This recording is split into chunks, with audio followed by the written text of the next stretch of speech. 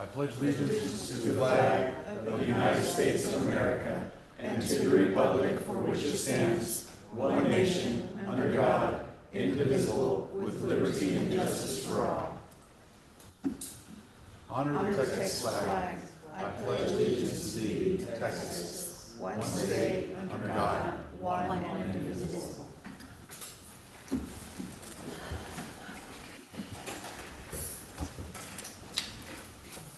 Right. At this time, it gives me great pleasure to introduce the Honorable Grant Moody, our Bear Commissioner for Precinct 3, who's going to come and share some thoughts and remarks about what's going on in Bear County that affect the city of Helotes. Commissioner.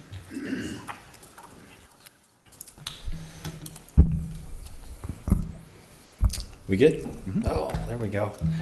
Well, Mayor Whitehead, City Council, thank you for the invitation to come here and just say a few words. Never been in this chamber before, so it's great to be here. And to members of the community, thanks for coming out and being involved. I'm Bear County Commissioner Grant Moody. I was first elected special election back in 2022 and reelected in 2024. My priorities, as many of you know, have been focused on public safety, first and foremost, and fiscal responsibility for the county, and infrastructure, economic development, and other key core functions of government. And those things haven't changed since my first year. Sometimes the problem set that comes before the county changes a little bit, and I'll allude to a few of those things here today. But I think I just wanted to kind of touch on, first of all, our budget process. As many of you all know, and I'm sure you're probably quickly approaching your budget season if you're not there already, it's going to be a challenging, austere budget for many localities as we deal with decreasing appraised values for existing property. County managers call it the worst budgetary environment since 2008. So it's definitely going to be challenging for the county. I think the county's probably in a little bit better shape than the city of San Antonio because the county has some reserve funds that are built up. But I will just say from my perspective, we have a combination of problems coming together here. First of all, the fact that we have these appraised values that have actually decreased. And then we also have the fact that these ARPA federal dollars are going away at the end of this year. And so that's a challenge as well. So a lot of those programs, we're seeing if there's other funding mechanisms, whether that's through UHS, our hospital district, or other grant programs that could potentially fund some of them. But it's going to be challenging. And so a lot of those are probably going to go away. And we're just going to have to navigate this the best we can. I do think, and we're getting ready to have this conversation with our proposed budget next Tuesday in Commissioner's Court. The proposed budget is going to be, pretty austere. The fact is, though, that we can either rip the Band-Aid off this year, or we can wait and rip the Band-Aid off next year, and we'll just burn through another $50 million in reserve funds. At the end of the day, the programs aren't sustainable, so we might as well go ahead and rip the Band-Aid off now, in my opinion. So I hope that's going to be the path forward. And I know that's a very simplistic metaphor, but hopefully it makes sense when we think about these programs that just don't have a funding source, why we continue to try to fund them with our reserves, because we can't continue to do that for very long. So that's kind of a quick overview of our current budget situation. I will say on the public safety side, I've been very proactive in trying to lean into the situation with our county jail.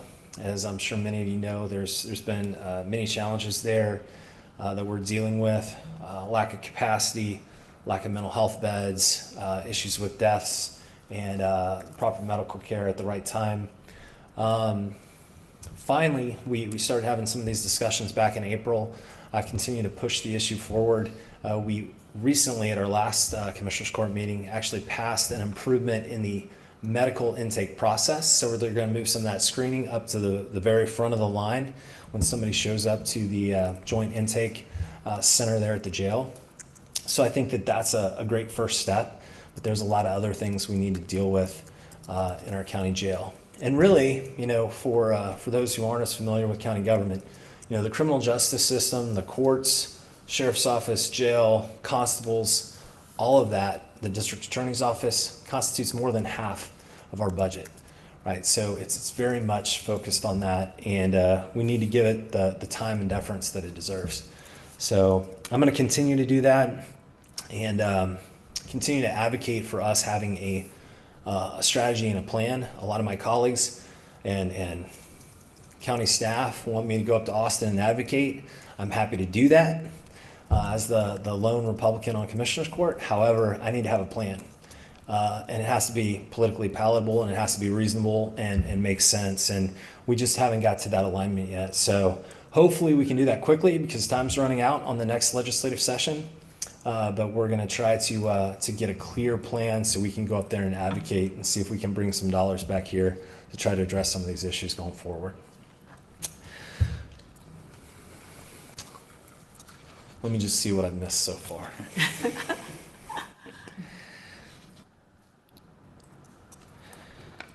I will just say, from a constituent services standpoint, have a small team. Actually, I'll mention Taylor Puente is my director of outreach. If you haven't had a chance to meet her, please introduce yourself.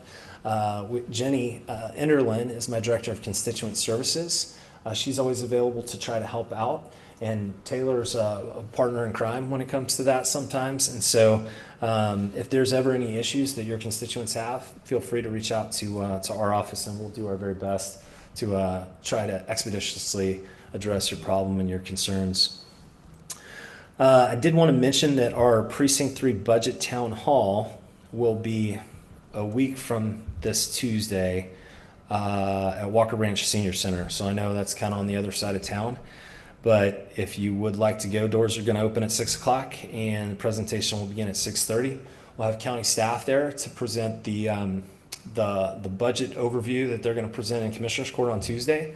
And then I'm going to have some of my response to the proposed budget in there as well.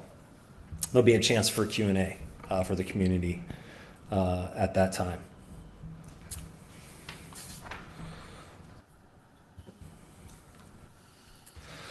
I will just a couple wrap-up items, and then if there's any questions for me, but as a reminder to all of your constituents, as you all know very well, we do have the election coming up in November.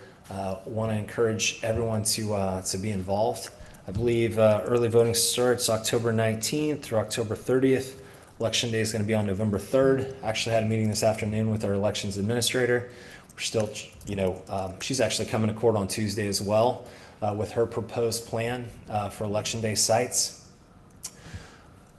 You all have a couple early voting sites, I believe here close by. I believe IGO Library and UTSA. Is the Helotes an early voting site as well? It is on the list. Awesome. Well, I'm working on one more for you if you need to go further north, or if you have family further north in Leon Springs, because we didn't have an early voting site between 1604 and Fair Oaks Ranch. And so we're going to try to add one in Leon Springs, and that's the plan. So we're excited about that as well, just in terms of access. I will pause there, and I just want to thank you all for your service to the community of Helotes. Helotes is entirely within Precinct 3. We're partners as it relates to local government, and want to be a good partner. You guys are always welcome to reach out if you have questions or concerns. I can be of service. And thank you for your service to the community. And I will leave it there. Thank you again for having me, and I'm open for any questions you may have. One quick question, just to verify, because I know it's near and dear to a lot of our residents. On any of the funding cuts, they didn't cut through. They didn't eliminate the cut through for Davis Ranch through the Brycewood on Bent Canyon. That's still slated to start here in the summer. Is that correct? Yeah. So I'm not aware of any at this point. The overview of the budget that I've received to date has been pretty high level, but that wasn't mentioned in any way. I will definitely ask that question and get you an answer back, but I don't believe that that's impacted. Okay, good. I will also just mention, when you're talking about roads and access to Helotes, we did have a meeting with Public Works here in the last few days, and we did bring up Scenic Loop and the proposed project there, Guadalupe Ranch, and what that's going to mean for Scenic Loop. We are working on a traffic study there. I think it's a complicated problem, obviously, and we'll see like how that develops. But believe me, it's on our minds. It's on the County Public Works mind as well in terms of what that means for Great Forest, for Helotes, for Leon Springs, and the entire area. Excellent. Thank you. Any questions on council? No? Okay. Thank you very much, Commissioner. I appreciate your time, and thank you for coming and sharing your thoughts with us. Happy to be here. Thank you for having me. Absolutely. Thank you. Okay. This time, really period item number 3 for items of community interest and announcements. It is with great sorrow that we announce the passing of former city administrator Marian Mendoza. Her funeral was a eulogy. Services were held earlier today at the 4-H Center, which I was present for, as many here were there. A tremendous loss, and we just want to honor her. Her favorite color was blue, and everybody there was in blue, and at least it was a great celebration of life. And so we wanted to mention our condolences to her family. A tremendous loss for the community, a tremendous loss for humanity, for sure. On one other note, I will be speaking tomorrow, answering a question, if you will, as part of the Metro SA Chamber of Commerce, responding to a question about how we handle the development in the area and business development, and balance that with the vision of the citizens and with respect to what they want. And we'll be sharing some of our successes over the last 5.5 years of how we've been changing and molding and preparing to handle our development. But that will be tomorrow. It's a meeting that starts at 9 a.m. At this time, moving on to item number 4, which is a proclamation for the HEDC by the Board of Directors. And I believe we'll have Kate Silvas being recipient of this.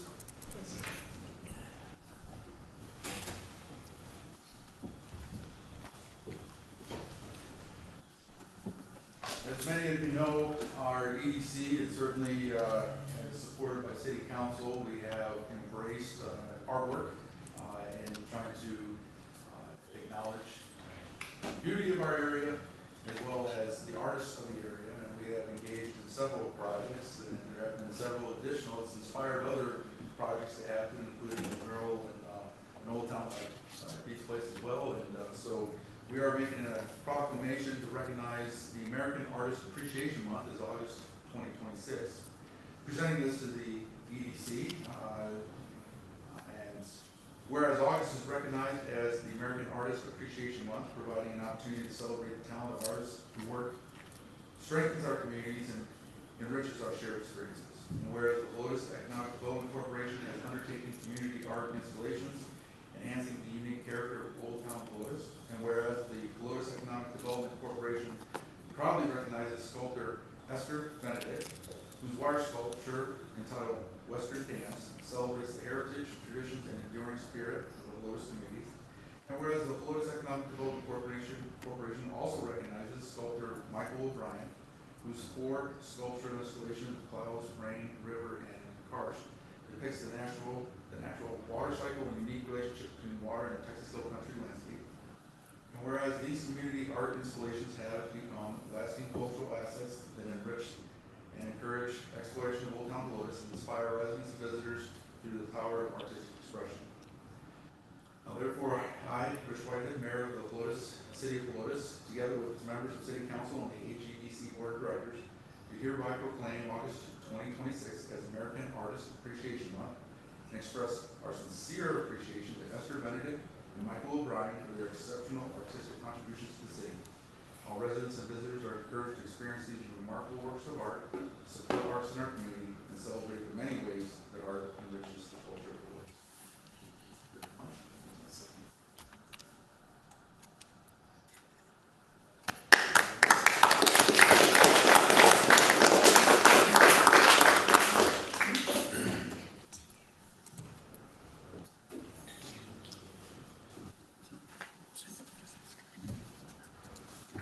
Okay, at this point, we're going to open up citizens to be heard.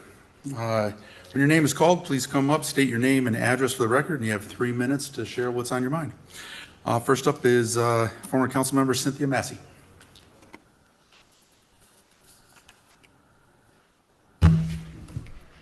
Do I need to say anything other than? Name and address. Yes, Cynthia Massey. I forgot. Cynthia Massey, and I live in Helotes Park Estates, 10547 Rocky Neck Trail. Okay. The mayor has gone on record saying that he not only wants to substantially lower the city's property taxes, but to eliminate them completely. From a political perspective, that sounds great. Who wants to pay taxes? But such a foolhardy proposal would send Helotes into financial ruin, perhaps not today, but in the future, as demonstrated by the city of Stafford near Houston, which in 1995 eliminated the property taxes to rely on its business economy. At the time when a tax specialist at the Texas Research League in Austin was asked if Stafford could serve as a model for other Texas cities, his reply was, "I can't believe there are more than 1 in a million spots where you could get away with doing this." The town, which today has a population of about 18,000, has a railroad yard, lumber yard, auto parts stores, and big box stores. But even these aesthetically challenged businesses have not been able to sustain the city's budget. The Stafford mayor who proposed this measure died in 2020, leaving the city in dire straits. Last year, the council passed an annual budget with a $1.7 million deficit. Let's face it, it is our school district taxes that hit us the hardest. And yes, I take issue with that, but our city taxes pay for fire, police, public works, our health, safety, and welfare. These are tangible and noticeable when they are understaffed or non-existent. In the city of Stafford, the fire chief told the council that his department was unable to buy potentially life-saving equipment to protect its firefighters. He said the city's prehistoric budgeting process predated COVID, which just exacerbated it. The citizens of Helotes need to have skin in the game, and given the correct information about the repercussions of not doing so, they will understand the necessity to fund our city coffers appropriately. We already have a very low tax rate, and I support its continuation at the level it has been or slightly more if it will allow for better salary compensation for staff. I do believe, however, that the proposed reserves at 13.4 months is excessive, and a portion of it could be used for necessary capital equipment expenses. Our city has had a strong financial foundation for years with AA credit ratings for the 16 years I was on council. Despite the decline of sales tax revenue during the COVID era, our finances stayed strong. Mayor Whitewood's contention that he rescued our city from financial disaster is false. The fact is, his proposals now will certainly set the city up for financial failure. I implore this council to ignore his fear-mongering and political posturing and do what is best for the city now and into the future. Thank you. And I do have some Handouts? I imagine you would.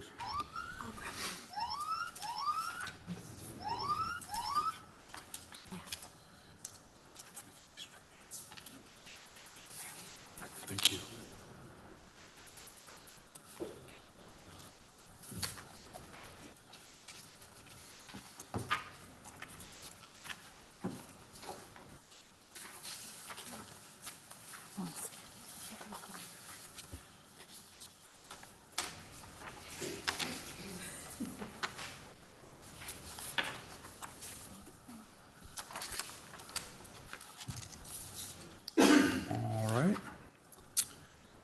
Next up, we have James Nichols.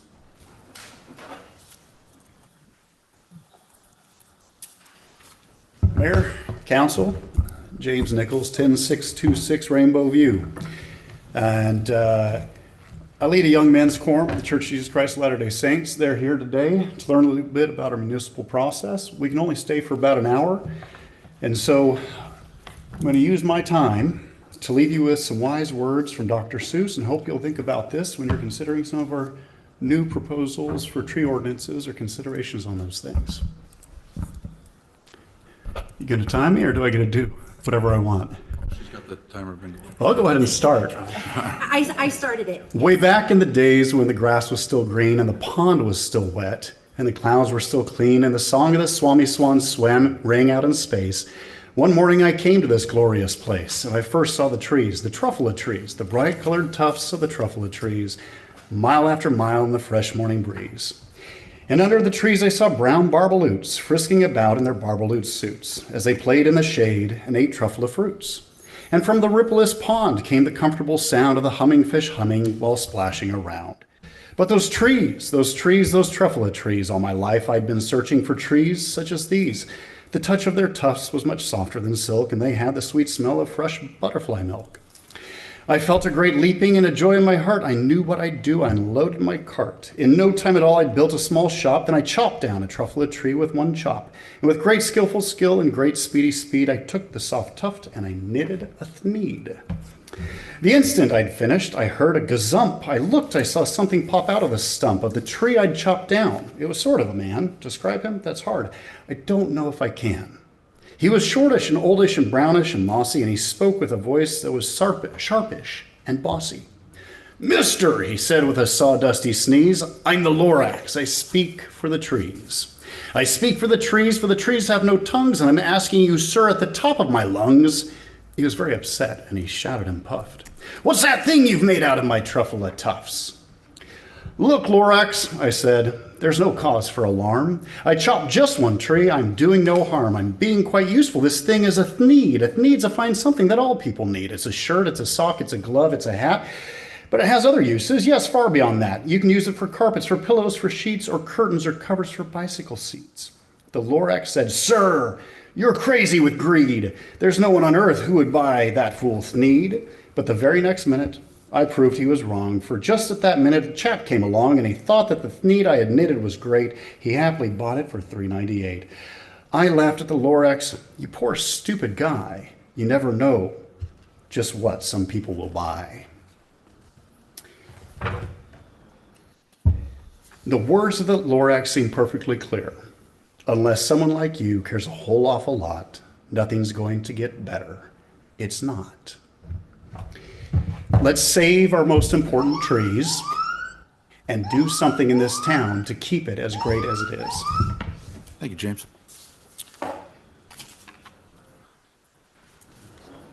Okay, at this time, Susan Whitehead.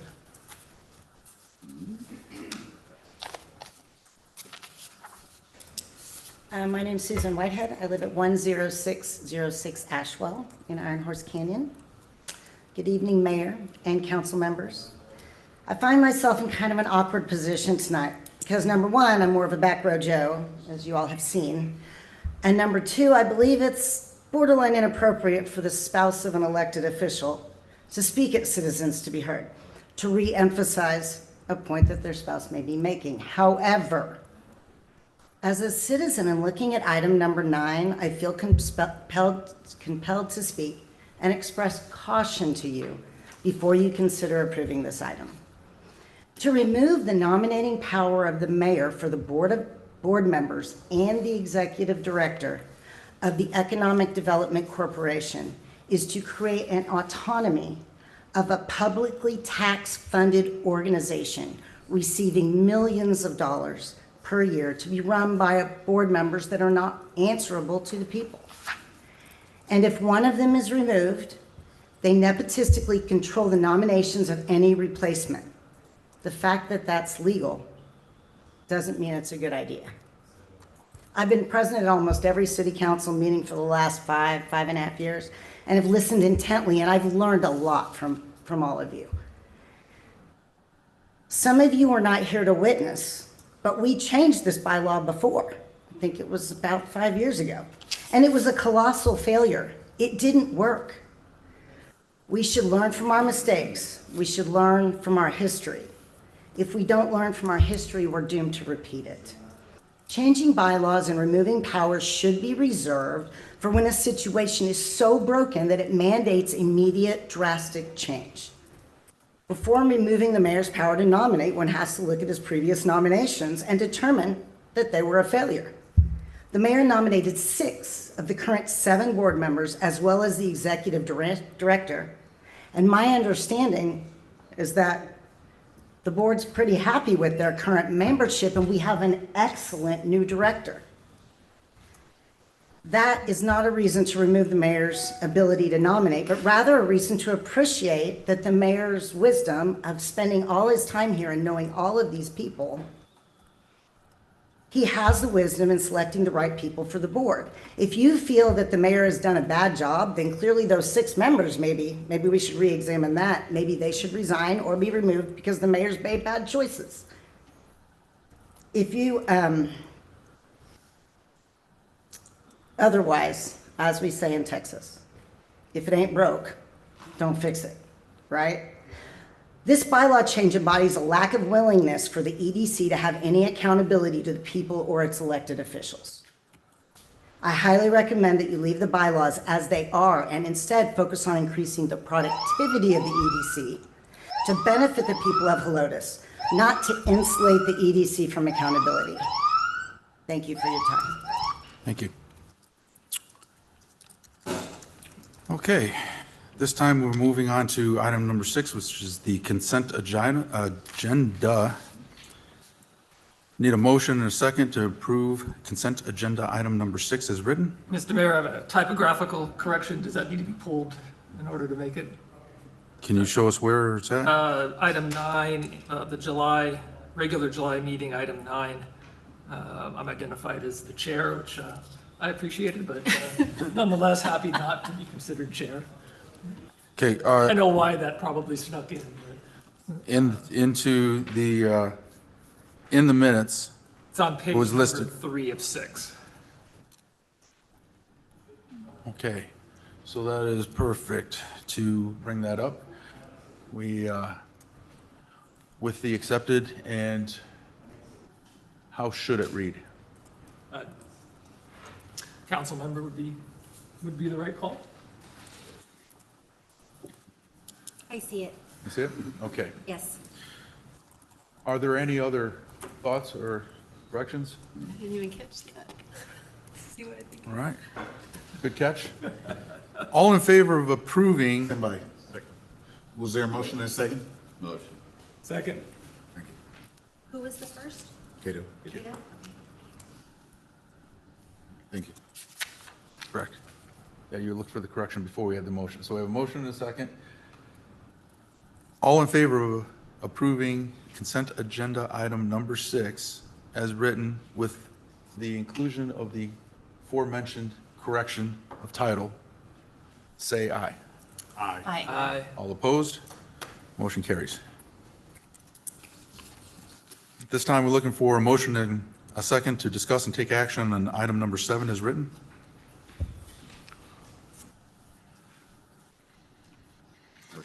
Motion by Cato, second by, Second. and second by Ann Caraway. Okay. This is a contract, vehicle maintenance contract, to be going with Gonzalez Automotive Services, which is doing business as Mander Automotive. This would extend the contract to begin on August 25th, 2026 and end August 24th, 2027, under the same terms and conditions we have. Any additional thoughts? No, I have no issues with this. Okay. We'll just continue going on there. Greg? Just a question for staff. I presume that means that this gets renegotiated or bid next year. This is, yes, sir. It would, as far as, if this is the first of the second of the second, Right. then yes, we go back out for bid. Got it. And that, what time of year would that happen? Would that, It will be in line so that we would not run out of the term of this one, so that we wouldn't have a gap of service. Probably around June May, June area to be ready to have it voted on, so it'll be seamless, or in the case of switching. By way of information, we do have a system where we look at the dates when the contracts and agreements come to a natural terminus, and then we have a reminder on the senior leaders' calendars to be able to go back through and look for those dates. And there is a column that actually, two columns that actually automatically calculate. Thank you. Any other thoughts? Okay. With no further discussion, all in favor of approving item number 7 as written, say aye. Aye. Aye. All opposed? Motion carries. For item number 8, is a precarious little position. This is regarding a request by the EDC that was brought by their board for a change to the Articles of Incorporation.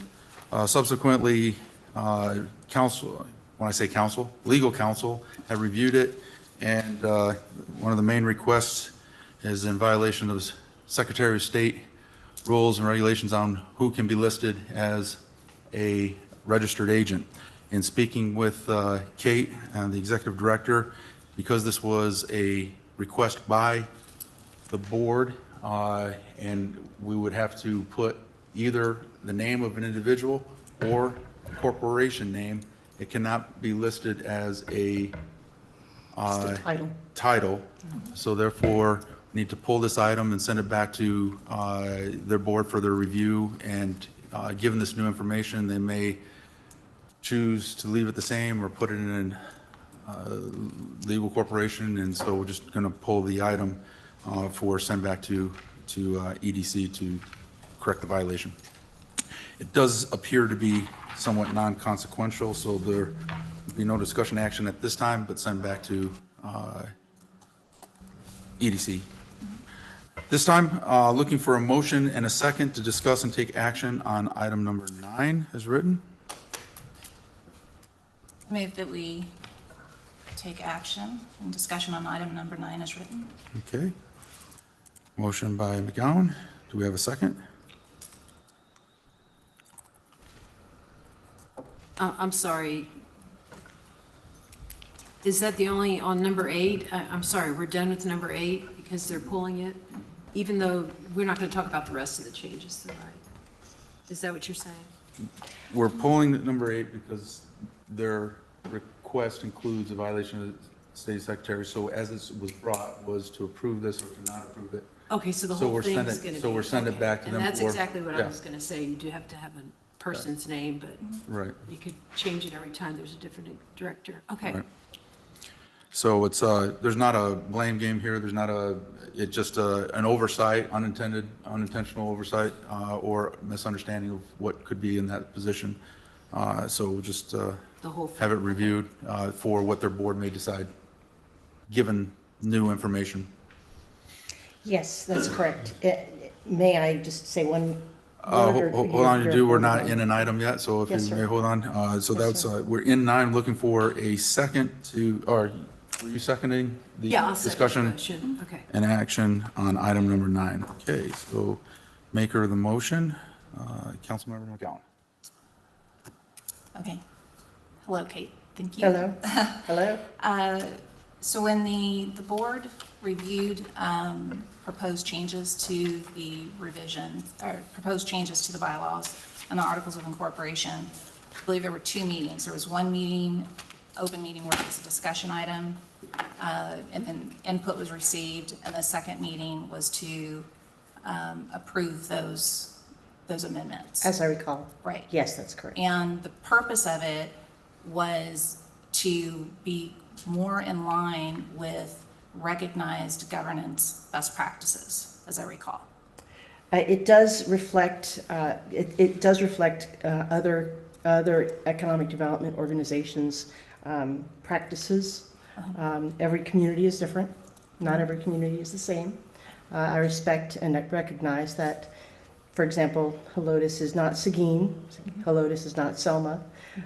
Some communities have economic development corporations, some do not. But the bottom line is, yes, ma'am, there was 2 opportunities to discuss it. And these particular proposals were reviewed by the EDC attorney prior to the meeting, and then also subsequent to discussion and approval by the board. Okay. That was the case for the articles and bylaws. It came to my attention rather quickly, rather late, that there was a misstep on the with regard to the registered agent. But with regard to item number 9, these are restoring some lines of authority between the board and the EDC staff to provide for, more governance, more governance within the organization. Okay. And also, I just wanted to comment on some of the clarification that I think actually will enhance the relationship between the board as well as the council meetings. We've more clearly defined how meetings would occur between the city council and the EDC, especially since both are public bodies responsible for decisions that affect our community and the use of our public resources. I think the collaboration should reflect the highest standards of transparency and openness.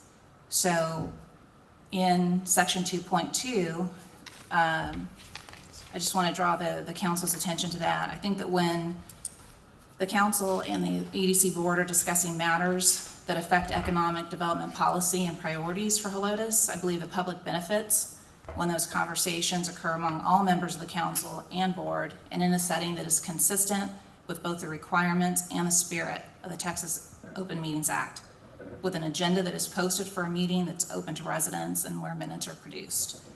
I know in the past, joint meetings have previously been held among a limited number of council and board members to avoid a quorum. And while that may be permissible, it means there's no record of those meetings during which economic development policy and priorities for Helotes were discussed. So I believe the changes in section 2.2 set a reasonable and transparent standard our community expects. And then as far as the appointment authority, council still retains that. What was modified appears to be the board, when accepting applications, which it does through its website for interested candidates when we have vacancies. That's been online for over a year now. That the board would make recommendations to the council for candidates to fill vacancies, because ultimately the council is the approving authority. The council is still the approving authority on the budget. The council is still the approving authority on any expenditure of the EDC over $10,000, and the council would still be the approving authority on new board members. It certainly doesn't preclude the mayor or any council member from making suggestions or sending a name to the board. A candidate would still have to go through the same process of filling out the online form and uploading the resume. So I think it establishes just a clear line of authority, but I don't believe that it really takes anything away from Mayor Whitehead. He is still free to suggest names of candidates that would be great board members to fill vacancies. That was certainly not the intent of it. In fact, I think the revision enhances that authority between the council and the board.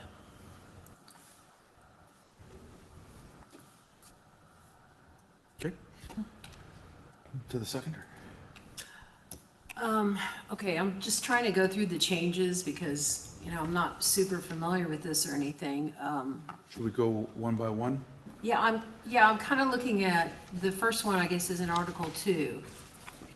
And that would just basically, it just says that the board, instead of the mayor, shall recommend appointments, just like you said. I don't have a problem with that.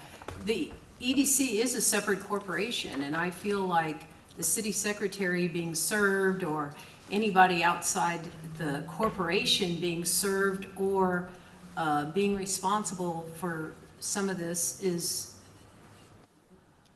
not as effective as having the corporation itself, because those aren't really oversight positions. Point of clarification, did you want to go one by one, or you want to make comment on all of them and then go back and? No, well, let's do one by one. That was the first one I was saying, shall recommend appointments. I don't have a problem with the board recommending Okay, appointments. so let's, And then C is the city secretary.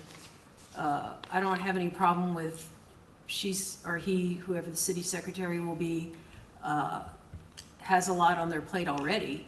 And I think that the corporation, that would be in number C. That's where I'm looking at right now. right, I don't have a problem with that. The executive director doing it. I think, It's D's the next one, right? The board may provide up to 2 nominees instead of the mayor. But see, the council still has to approve it. Is that correct? Yes, ma'am, that is correct. The council has the authority as a body to approve the appointment of all of the appointed board members. The council retains the responsibility for approving the EDC's budget and every expenditure above $10,000, and retains the responsibility for the oversight of the corporation's So I don't performance. have any problem with the location changes either. I think that the main thing you're trying to change here is giving the board, replace the mayor with the board, but the council still retains authority. It does, yes, ma'am. I do have a problem, I mean, I'm not sure that, I did see somewhere that you would change the reports annually instead of quarterly. And I don't know, I'm not familiar with the reports, maybe I haven't been here long enough, so can you explain that a little bit? Because Sure, Are they well, just it is currently in our bylaws and our articles of incorporation, in our bylaws, that the EDC presents or is responsible for producing a quarterly report. Happy to do so. These proposals were introduced by board members, and so it was not, I'm more than happy to report. But is the as report a frequently. fiscal report? Is it what you're, a It progress primarily report? focuses, it primarily focuses on activities of the EDC that are reflected in, our minutes and in the projects that we're working on. So there's no, it does provide the council greater access, I think, and visibility and transparency to the activities of the organization. At this point, you are receiving those updates from me with fiscal information as well. So I don't know if that answers your question. Annual report, I think, is a great idea. I think it is something that should be done in addition, if not, I don't know that it necessarily needs to be exclusive of a quarterly report, if that makes sense. Okay, maybe. But I did not author these changes, ma'am, so I'm not okay, trying okay. not trying to be duplicitous. so I'm just as, telling you that quarterly is fine by me, but the board would like me to focus on the doing and the reporting is necessary as well, so. Yeah, I just thought that I'm one. open to Okay. both. I thought one of the changes said that instead of quarterly, it would be annually, and I'm not sure I'm agreeing with that one. I think a minimum of an annual report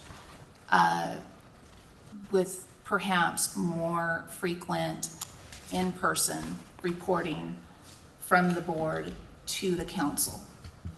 Yeah, I think somebody doing the report, because it is the taxpayers' money, and we do have responsibility for that. So I think annually would not be good enough. Every 6 months, every 4 months, I'm okay with that. I don't want to reduce it to once a year, because that just seems not enough. so I think and I don't want to interrupt. But I'm done. To suggest maybe what we do is take a look at this and have discussion item by item, as opposed to each councilperson doing all items, so allow for a better conversation. So let's finish up on this particular one, and then we'll go back to the beginning. What they're requesting is instead of giving, currently they give a quarterly report. Kate, you've given us excellent quarterly reports, letting us know what's going on with the EDC. This is the activity that's going on. There's some financial information in there and keeps us abreast of what's going on. What they're requesting is to go to once a year. That's how it's At a written. minimum. At Yes, a sir. minimum. At a minimum. I understand, but Sorry. it takes out the responsibility for quarterly reports. In my opinion, when we're dealing with millions of taxpayer dollars, a quarterly report is not an unreasonable thing. What we found out before, when we weren't getting quarterly reports, we weren't sure what was going on. There was some chaos that we needed to find out what's going on there. And given that they're looking at really a completely autonomous organization that we carry the responsibility for, because we're the only ones in the responsible and addressable to the people. In my opinion, it should remain as a quarterly report. And in addition, of course, we get the annual report anyways when you're coming to budget time of what you're looking for and what has been accomplished and what you're looking to accomplish for the beginning. So it'd be my recommendation that we leave it at a quarterly report, at least on that item. So let's open up that item for conversation. Maybe Greg, we'll start with you because you haven't commented on that item yet. Yeah, I concur with the sentiment that the reporting should be more frequent, and I think it is not onerous to ask for a quarterly report, and just keep it simple. Okay. David? Agree on quarterly? Yep. Okay. Buck? I agree with quarterly. Quarterly? Okay. I'm fine with quarterly as well. Okay, so, all right, so quarterly, so make my annotations here appropriately. Quarterly. Going back to,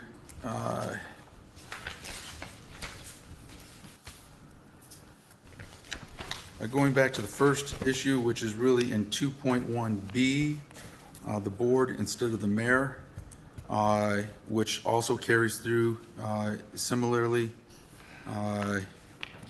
with item 2.1D, providing nominations, and it also follows in a similar to have the same conversation instead of 3 times over on the item of where it says that the board would also nominate the executive director instead of the mayor.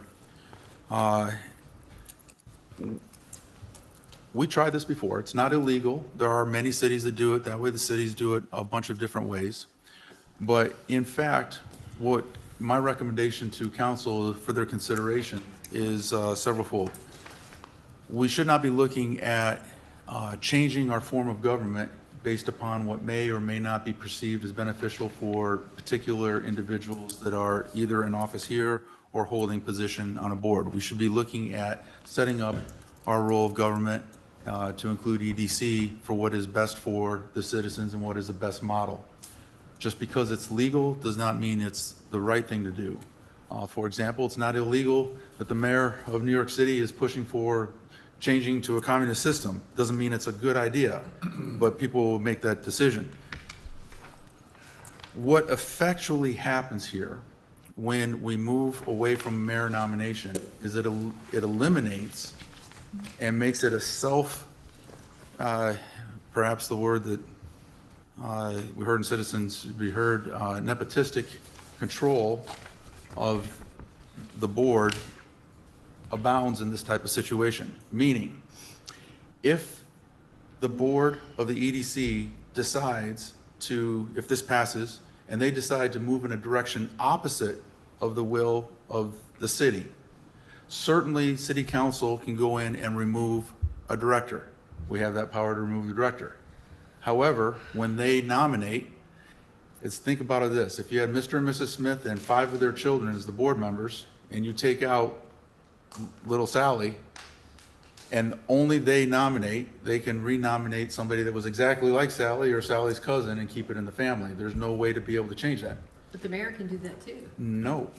I mean, if the mayor's gonna nominate, they're gonna put their people, At least the board has more people on it. The mayor's just one person. No, I'm not saying that the mayor would be on the board. That's not what we're talking. No, not be on the board, but you'd be nominating the board members. Correct. As a city elected official, making a nomination for city council to go on the board. If the board makes the nomination, the city has no input of who that will be. So the only way to effectively change the direction, if EDC decides what we're going to do is we're going to do something crazy against the desires of council, there's nothing that council can do except to remove all of the board members. Because if you get rid of 1, 2, 3, 4, 5, or 6 of them, the remaining person would nominate and could conceivably nominate everybody that it was exactly like what was just eliminated. And it means that the only action that council has is a nuclear bomb action to remove everybody, as opposed to when terms expire or nominations come up or a vacancy comes up, the mayor makes a nomination from council, council approves in the same manner, and the existing board deals with the nomination, and at least there is input from nomination that is not on the board. This is very similar to our other boards and commissions. Take, for example, planning and zoning. Planning and zoning, the mayor nominates, council approves, and that board exists. If planning and zoning started going off the track, which they did before, and we had to adjust, and we had to go from 7 members to 5 members, and we replaced a few, the nominations came from the mayor and was approved by council. If those nominations came from within its own board, it wouldn't matter what we thought. The only option we would have to effectively change is to wipe out everybody. So we did this before. When I was first elected, the council at that point were looking at giving autonomy to the EDC board, and they did this exact rule change. It was almost 5 years ago. It was disastrous. We ended up with empty seats they could not fill. They ended up doing things that council was very frustrated with. There was not a lot of accountability. And in fact, Councilmember Sabrina was on council when we unanimously voted to revert back to the rules with mayor nominated. And as a result, I actually nominated Councilmember McGowan to be on the board as one of 2 city council members, the other being Craig Sanders. A decision that the board at that time really didn't like at all, but now I am told by the president turned out to be a really good idea. To revert back to that supposes 2 things. One, again, we go down a road that was disastrous and we had to take that power back, 1. Number 2 is to suggest that we have something broken. What's broken in the system? In order to consider removing the mayor's nomination would be to say that the mayor had made bad decisions. I'm open to accepting that criticism. If that's the case, then we have bad members on the board and I really did a bad job. But it turns out we have great members on the board. We have a great executive director and all these came from nominations. So the question you would have to ask yourself is, what is broke? What bad outcome came from the nominations in the process that it is? Is it worth changing a system so that when I'm going to be gone in May, other people will be gone? If you end up with board members there that act in concert against the will, your only option, and maybe you're not here, the only option for council at that point is to remove everybody in order to be able to remove the ability for remaining members to self-replicate their theory. So that is, what is that question? Is form of government, and we must answer this question. It's incumbent upon a council to answer that question in what's best form of government, irrespective of the individual players. But is it wise to give a tax-funded organization, publicly tax-funded organization that deals with millions of dollars a year, controlled by a board that is unanswerable to the people, and also self-controls who will be on there with absolute no input, official input, other than casual recommendation? And that is really what's at hand. So with that, maybe we'll start with Buck for your input. I mean, I remember well when we made the change and the reasons why.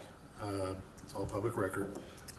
I sat in the audience. I did watch the EDC meetings also and the conversation that they had, and it made sense to me because council is still ultimately the approving authority.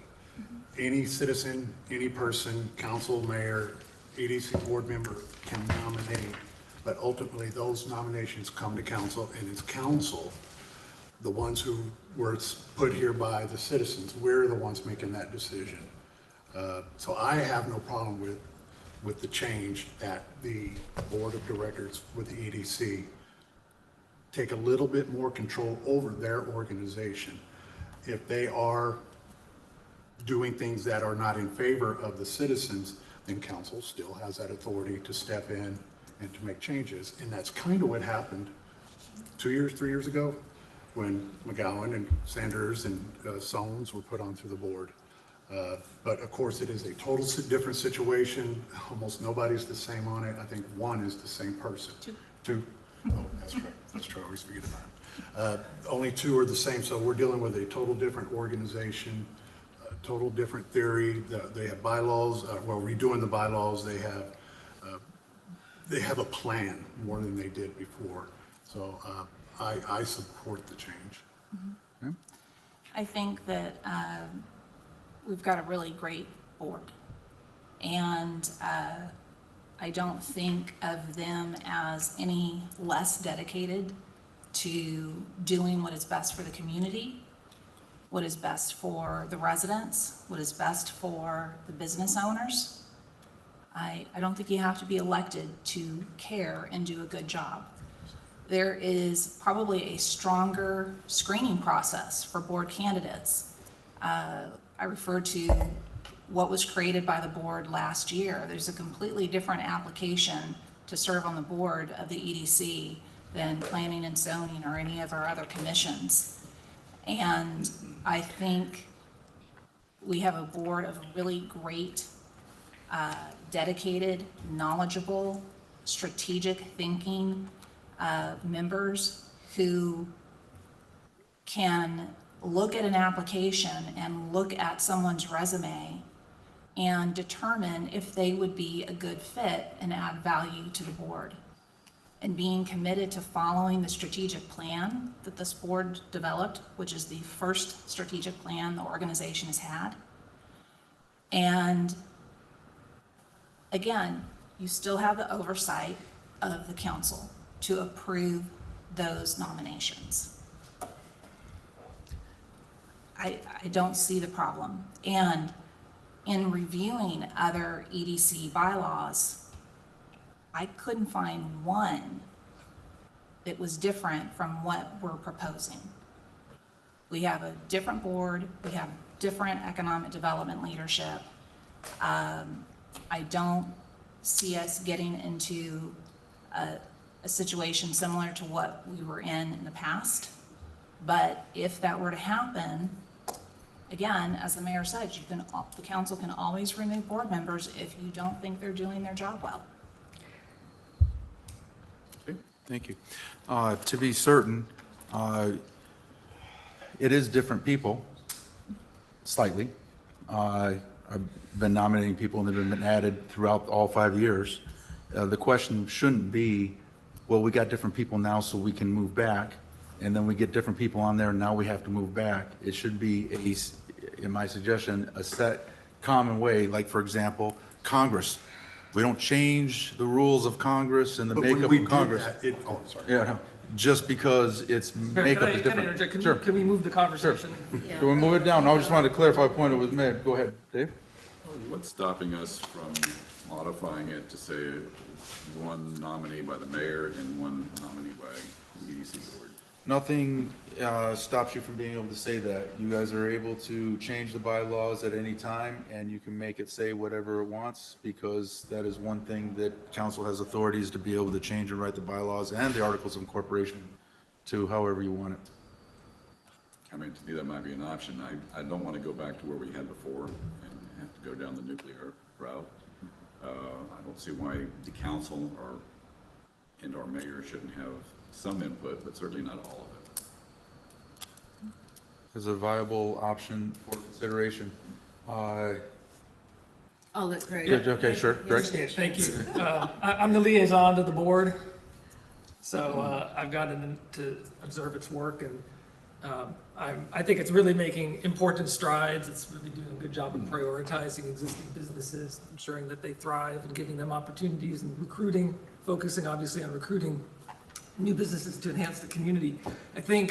I do feel compelled to say this, Mr. Mayor, that I think nepotism is the wrong term to use because that implies illegality, really. There's nothing illegal about what they're doing here. It's not within family. I understand what your principle is, but I don't want to use that term. Happy to use a different term. Yeah. I was just trying to get a concept. Understood. Self-elect, self-appointed, Understood. I'll say that I did a little research on this, and unlike what the executive director said and Councilmember McGowan, honestly, I couldn't find any bylaws that said anything at all about who does the nominating. It's silent on it. Now, I'm not saying that doesn't exist. I looked at half a dozen, I didn't see it. So I thought that was interesting. But I very much agree, and my point was to be very similar to Councilman Cato's here, which is, our goal as council should be to ensure that the board members are well suited for this work. That they, by some virtue, combination of their experience, their expertise, their vision, that they're good for this job. And I don't think the office of the mayor, and I want to emphasize the office of the mayor, not this mayor, but the office of the mayor doesn't have sort of insight into that any more than anybody else.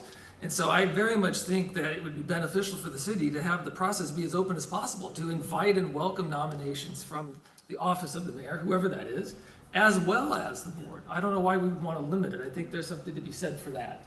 Now, operationally, I hadn't thought that through enough to know how that would play out, but I don't think it needs to be an either or. I'm not in favor of excluding anyone from the process when the overall goal is to strengthen the city, and I think that we would want as much input as possible. So I very much agree with the suggestion from the council. Certainly appreciate your input, and I'm gonna move to you. And I had that thought too of this shared, nominations, because it just doesn't seem though that we get that many nominations, But I also am picturing a relationship where the mayor is getting along and supportive of the EDC, and there's a very good working relationship because it should be a working relationship. And that even if the mayor didn't have the nominations, that the mayor could go to the EDC board and say, hey, I know this person, I think they would be great for you. Why don't you contact him? It would be such a, because everybody has the same goal. It's not a power struggle. It's more like, let's get the right people in, and we all are working together, and who cares where the nomination comes from, blah, blah, blah. Hey, I got this guy, if you're on good terms with them, you can go to them and say, look, this guy's a good one, or they can talk to you about it or whatever. I just feel like this has come up because there's a stress there, and I don't want to take away the mayor's input forever or anything like that, but I think I like Dave's idea, and I was thinking the same thing, kind of let's share this responsibility. But as far as, the city's not having an input, I disagree with that, because the council does make the ultimate decision, so that's not a reason. No. Okay, but I do think the mayor is the head, and they should have some voice. It's just that the council is still going to make the decision, so I'm not too worried about that. My only concern with that is, if you're given choices fully from the EDC, then yes, we have the ultimate decision, but we don't have any input into the audience that we're choosing from. The nominations? Yes. Okay, but we wouldn't either if the mayor was making the nomination. We don't get to make the nomination either. No. So, yeah, but you're talking about the city in I'm talking general. about the city in general. So from city input is what you're saying, not necessarily specific, but as a input from outside the organization, Yes. making a nomination. So to your question, Greg, I'm not sure how it could operate, operationally. Perhaps a suggestion for consideration is that because it allows in here for up to 2 nominations for each spot, that 1 nomination would come from the EDC board, 1 nomination would come from the office of mayor, and then the city council would debate amongst themselves which of those 2 nominations, And that doesn't mean that the nomination couldn't be the same person. Both directions could say that, we believe person A, Mr. Smith, and it may be that Mr. Smith is the office of mayor's nomination as well. It just, allows for that for consideration operationally. And what's in 2.1, letter B, if there's consensus around this, could simply say board and mayor, Well, one each. or something like that. To define one, it specifically states it in item number, Well, that's the first. Two one reference. B. The first reference in B is just saying that both right. both can nominate. And I guess I'm looking. D would be one each, potentially. Yes, because you're not getting into numbers at that point. You're just Right. saying who. Right. So that would make sense to make. And what is the reference to the disaster that happened? I'm not sure I know about that. So- Saying y'all had a, We had a situation where there was a time and a period where the board, and we'll speak in generalities, pleasantries, if you will, where the board, even back when Councilwoman Massey was on the council, where the EDC was, for lack of a better word, say, non-responsive to the desires and direction and input from city council. oh, okay. And once this happened after we had gone to the move where they only could nominate. And so when a vacancy came up, only they could nominate. Oh, So when the direction was going and we wanted different direction, we couldn't even nominate somebody to put in there, it was their control. It resulted in having vacancies because they couldn't find anybody. The one person that they did bring was, had been determined so bad that they actually pulled it before we actually voted on it. okay, I got it. So there was issues I there. just wasn't Yeah. aware of this. Would it be appropriate for me to Sure. interject at Please this do. time? No. Thank you all, first of all, for your time and for the support that you've given to the EDC. Since I've been here, it has been unwavering, and I really appreciate all that you all bring to the table. You clearly care and put your time and effort into making things happen and make things better for the citizens. I would just want to support your discussion, or bring us back to the fact that every part of the articles and the bylaws that have not been touched are really the strength behind what the citizens and the city have in place for the EDC. It says in plain language that the property and and affairs of the corporation shall be managed and controlled by a board which shall exercise all powers of the corporation and shall perform its duties and obligations under the guidance and direction of the city council, acting through the executive director. So what this tells me is we're a team, and we need to be able to work together as a team.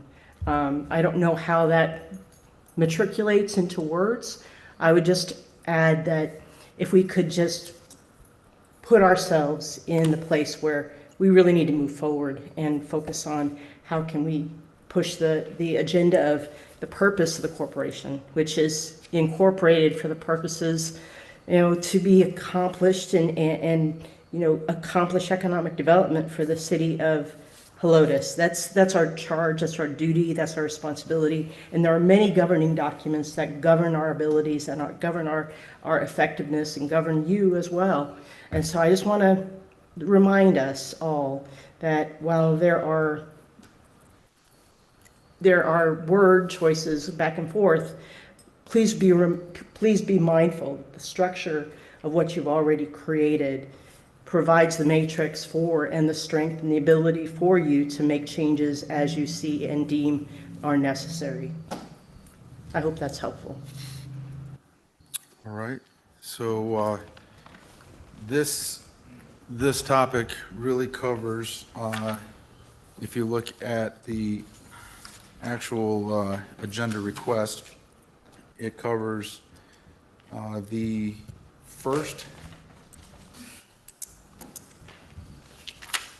item, which is section 2.1D. Section 2.1D, where it talks about the number, there should be up to two nominations, as well as the 1, 2, 3, 4, fifth item, 3.7 on the executive director who should nominate that position. From the conversation I'm hearing, and if I could sum up it, and then perhaps we can put these three items to rest, and there's other input. From what I'm hearing is that maybe we'll list it as two nominations, one from the board, one from the mayor, and that they can be the same nomination. To adjust the first one to say, show approval for the nominations to come from the board and the mayor. And similarly, in 3.7 would come from the board and the mayor, would either the same or two nominations for council to debate and vote and select. That seems to embrace the conversation I've heard. What are the thoughts about that, so we can address those three items because they are basically the same? If we want to change the wording of what was submitted, should we not send that back to that board and have them discuss it and then return it to us? I actually asked Frank that. I saw him at the funeral today. Because the actual bylaws and the articles of incorporation fall solely on our authority, we can change, we can update and modify, so that way we don't have to, let's say there was one item we didn't like, we didn't have to send the whole thing back. We can adjust, because what they submitted was a request with these items. Now we deliberate, we decide, you state what you're going to state and vote on it, and that's what it is. It's just simply a request. Answer is no, it doesn't have to go back. It does not have to go back. It just kind of seems like they put a lot of work into this, and then we just kind of take everything they did and say, no, this is what we want to do. You know, take from the 7, put it on the 5. You know, it just, I don't know. I would feel better sending it back with our comments and have them hash it out as a board with their executive director, and then resubmit it would be what I would like to see. But of course, it's up to the team. Okay.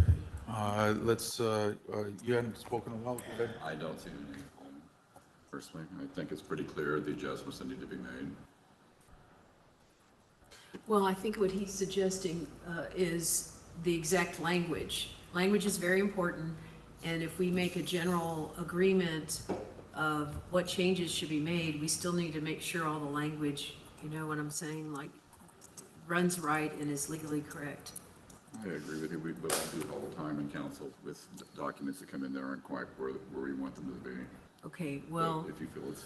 So if it, we'll have to go over each sentence, though, because it says like, so and that's according to Frank, attorney today, what he said is that because, and to the point that was made earlier, council's input, our input is the control of the bylaws, our input is the control of the articles and corporations. It is what we feel. So if there's a recommendation, hey, we want an annual report, and we decide, no, we're gonna leave it at quarterly report, we write it quarterly report. It's not necessarily sent back to what you think. It is, they've requested a change, we've denied that change, we're gonna leave it as quarterly, if that's what it is. In this particular case, the wording that has, if it is what you guys want to do, item B would change, and we would make that as a statement here, that it would be nominations by the board and the mayor. That's the simple there. It is further defined in 2.1, item D, to simply say that provide up to 2 nominations for each board vacancy, a place to board, 1 from the board of directors and 1 from the mayor. Up to 1 from the board and up to 1 from the mayor. If that's the direction. okay, but then the second sentence says the corporation may submit a letter of recommendation to, not the mayor, but the council. So it comes to, right, it comes to the council. You're okay with the council? The Okay. nomination, their nomination would come to the council. My nomination would come to the council. I don't have a vote, so it's the council's decision to vote We don't need to say both, So that needs to be edited to say. to both, to. from both. Right. Letter of nomination from the board and from the mayor. There we go. So if we're gonna do this here, I'm not have a problem with it, but I'd like to hear from Henry I guess, to regurgitate what we're saying, therefore it's clear what needs to be modified? Because they're going to be recording this in the minutes, right? No. The beauty of it all is it is that we being can recorded. listen back to the recording. for Okay. accuracy. Okay. To make the terminology legally correct, to embrace the direction given. So- Exactly, because otherwise we could have taken item 8 and just said, identified the executive director name for registered agent for service, because that was the only correction that needed to be made to make it legal. And in fact, it's, yeah.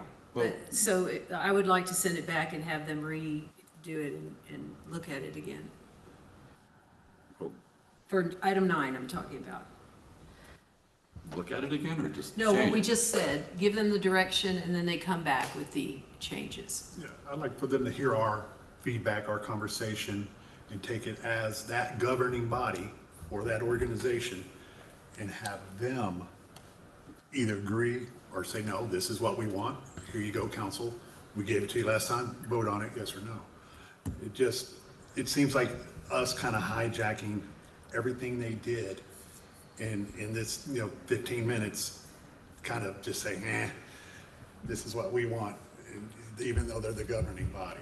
Okay, Kate, what is your thought? on Yes, I do have some good news. The good news is, the next meeting that we have, the EDC board will meet next Wednesday, and among the items that are on that agenda is a request to have a joint meeting between the city council and the EDC board to have, strategic alignment and to talk about the meat and the potatoes of the things that we really need to accomplish in economic development and economic growth. I respect all of the rules. Believe me, I am a rule follower. I keep rules and I maintain them and I'm all about them. And I want to make sure that we're staying on course. 100%, we can certainly take this back to the board, give them the feedback, tell them, the response.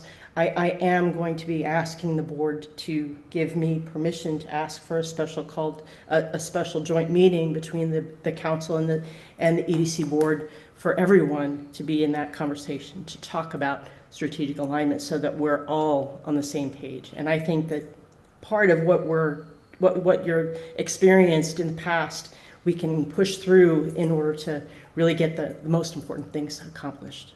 So to clarify specifically, the Sure. agenda item I mean, that, it's not yet voted on, of course. right, the agenda for next week's meeting is already posted. Yes, sir. So taking this back to vote on this wouldn't be on that meeting, but what is on that meeting is the ability to discuss having a joint meeting where we could discuss this in the language, to get the language right for Potentially.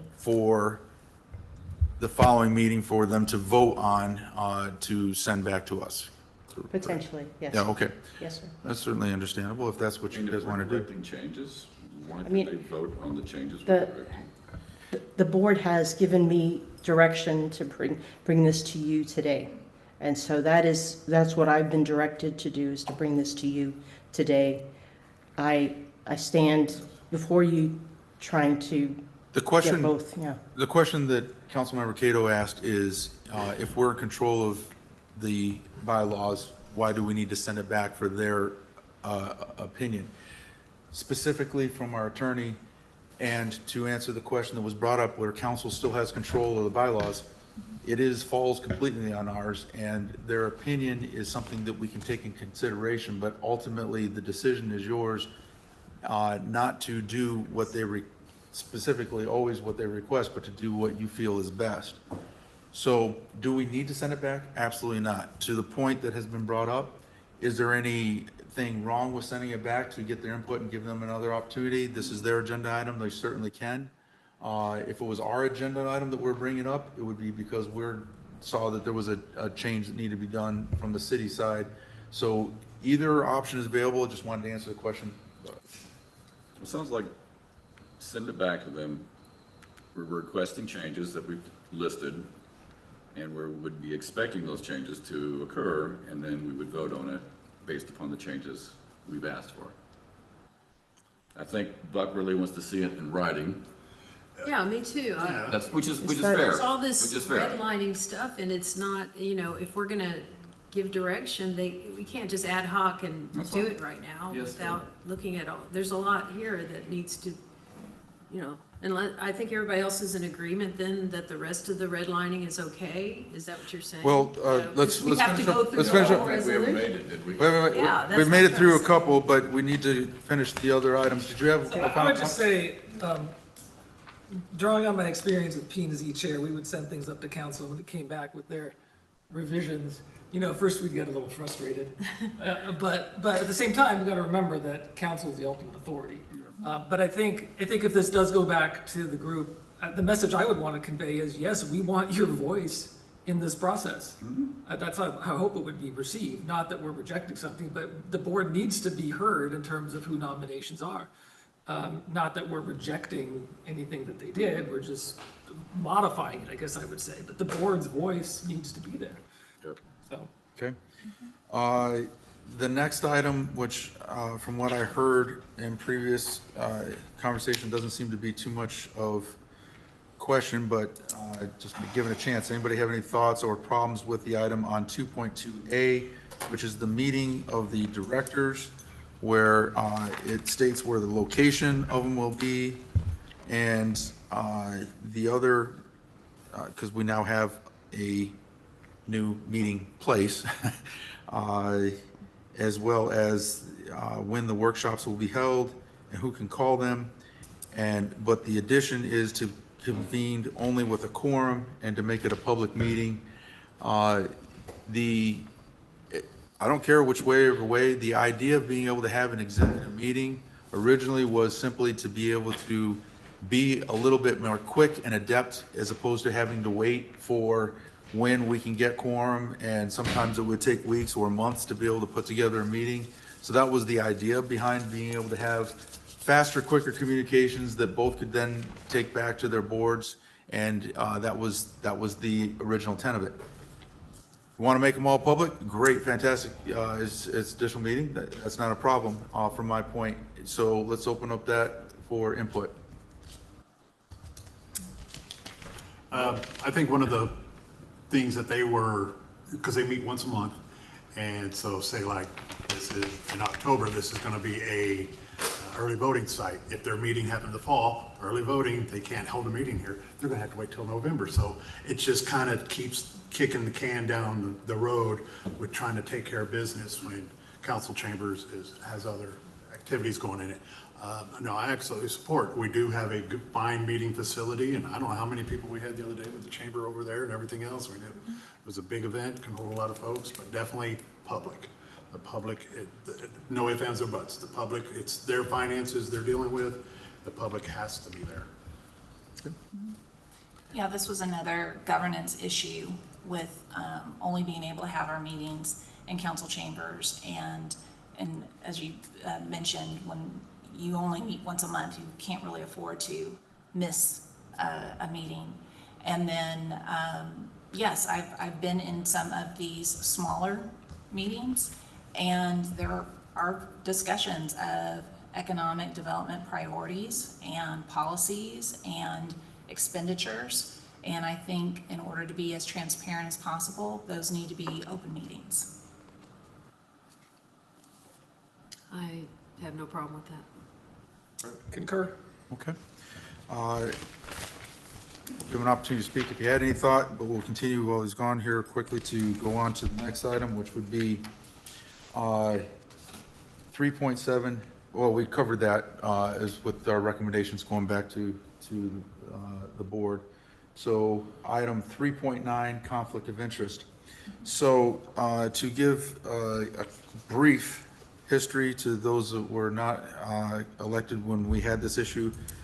I'm sorry, 3.7, okay, the board of directors shall employ, okay. So the board can appoint the ED, okay. So good what with we're that. talking about, giving direction, as we discussed previously, to get a nomination from the board as well as from the mayor for council's consideration. The nomination can be the same person. Okay, but we're talking about the executive director as well. Right. Okay. So for the same, in similar fashion as to nominating for board members, we also nominate for executive director. Okay. Conflict of interest. As it was written, all corporation members, to include the executive director, shall not be a member of any Chamber of Commerce boards in any capacity. The request is to eliminate that to allow up to all of the corporation members to be a member of Chamber of Commerce. The issue at hand here, as I see it, we'll open up for conversation. The challenge is that the Chamber of Commerce often goes to the EDC for donations or sponsorship. Having our board of directors filled with people that already serve on the chamber would, in fact, by definition, carry a conflict of interest with monetary items attached to it, which is the one area which our attorney said that is an absolute can't have. So that's the issue and question at hand. So clearly, the executive director should not be a part of a Chamber of Commerce. That she serves at the to the benefit by paid salary to the city, but it'd be my recommendation that we leave it. We had one. This really kind of came up because we nominated Austin Lane, and he was at the time finishing out a term for a number of months, and so it was kind of vague and everybody's understanding. But the reality of it wasn't really written clearly. So we did take him on as a board member and let him serve out the term. But in the bylaws change that we made subsequently, we clarified that up and said they shouldn't be because of conflict of interest, because they could be voting themselves money from to an outside agency. So when the Chamber of Commerce would come before the EDC board with a request, if a board member had an interest in that particular request, they recuse themselves from it. Just like any of us should do. You just recuse yourself from the vote. So that's certainly one way to handle it, but as it's written, it doesn't prevent all of the members from being chamber. If one can be, all can be. And Well, I mean, we got a limited amount of people that we're already struggling to get nominations for the No, this is just, I don't see, We had one member who was a chamber board president who had a little over a year left on his term. He finished out the calendar year and resigned. But again, I've watched and attended EDC board meetings since January of 2024. When there were conflicts, I watched the board members recuse themselves from the vote. Well, it is governed under section 3.9, paragraph B, that in the event a corporation member is aware that he or she has a conflict of interest or potential conflict of interest with regard to any particular matter or vote, the corporation member shall bring the attention to the board and shall abstain from discussion and or voting. So I do believe the protection for the corporation exists within the construct of the existing laws. Make no mistake, I'm not arguing one way or the other. I'm stating what the argument is, what the discussion is. That's the question. I'm only stating the question, not. Like you're arguing the point, Well, Mr. Mayor, let's say. I'm describing what a situation that we had and what the concern was. So Now, I- if you don't have an issue and maybe this is it. Is there anybody that has an issue with allowing board members to serve on Chamber of Commerce? Not as long as they have a conflict of interest clause there, I don't see. Okay. No issue, but I'd point out it's actually, I think, it could be a benefit, heightened visibility for the EDC and for the city as well. Okay. And that, the part that Kate read, I think, is the critical. They have to, it's not, if they don't, they're in big trouble. They don't recuse. The good news is that you all have already created a corporation with bylaws and articles and structure that prevents things from happening that shouldn't be happening. So again, I just point out that you all have done an amazing job already of what is in writing already. So we're good with, I'm good with it, you know, I think it's good to have representation at the table and seeing how the sausage is made, basically being part of the conversations with it. I don't have a problem with it as long as they, you know, like I said, we have it in place, the checks and balances already. And I have personally witnessed also the board members recuse themselves when they did have conflicts. All right, well then we'll continue with the item, Article 4, functional corporate duties and requirements. This has to do with the request of eliminating quarterly reports and going to annual. I think we already discussed that. Discussed that, we're good with maintaining and We'll saying keep no, the just quarterly. quarterly? I think everybody agreed on that. Okay. So we'll put that on that one. And then the last one, section 5.6, services of the city staff and officers. They're going to revise the approval authority of city staff time to rest solely with the city administrator. There is one issue with that. The city administrator, police chief, and fire chief are the three people that report directly to me as positioned in the way that our city is set up. It's a type A city. I have administrative powers. So there does present an issue or a potential issue with this. If he approves, but operationally it is decided not, it doesn't really matter what the articles say. On the city side, we have to make determinations administratively. So I'm not sure that this request really makes much sense if we're asking for, if an outside corporation is asking for services to be rendered, as it has been, we do have a contract for services, but if for additional services, that actually there would be a cost, like for example, manpower or hours, that's something that needs to come before council because it's a monetary value. So the city administrator doesn't really have the authority to grant additional costs without coming to council in the first place. So it really kind of is an issue because it really shouldn't be the mayor either or city administrator. It should be approved by council. Yes, council. I'm sorry, when it says all requests for staff time or inquiries of staff, like what is the usual request? So we have a contract with the EDC to provide services. For example, we utilize some of Daniel's time to process HR to process payroll, EDC's payroll. We process it. We also give them access to our benefits. We also give them access to we allocate a dollar amount for Vanessa to do posting stuff on the website and the city website stuff. But if they came for a request for something else, like for example, for Public Works to do a cleanup for an event, well, now we're engaging at which is a cost, and anything that has cost related to it needs to come to city council. So that's the. Okay, but I can just see how the logistics of it could be very Challenging. difficult, because it's like, okay, you're gonna have to, you know, hey, I need a staff member to help on this, you know, on Friday or something, and, you know, oh, well, it has to go through city council. I mean, that just seems. Out the way.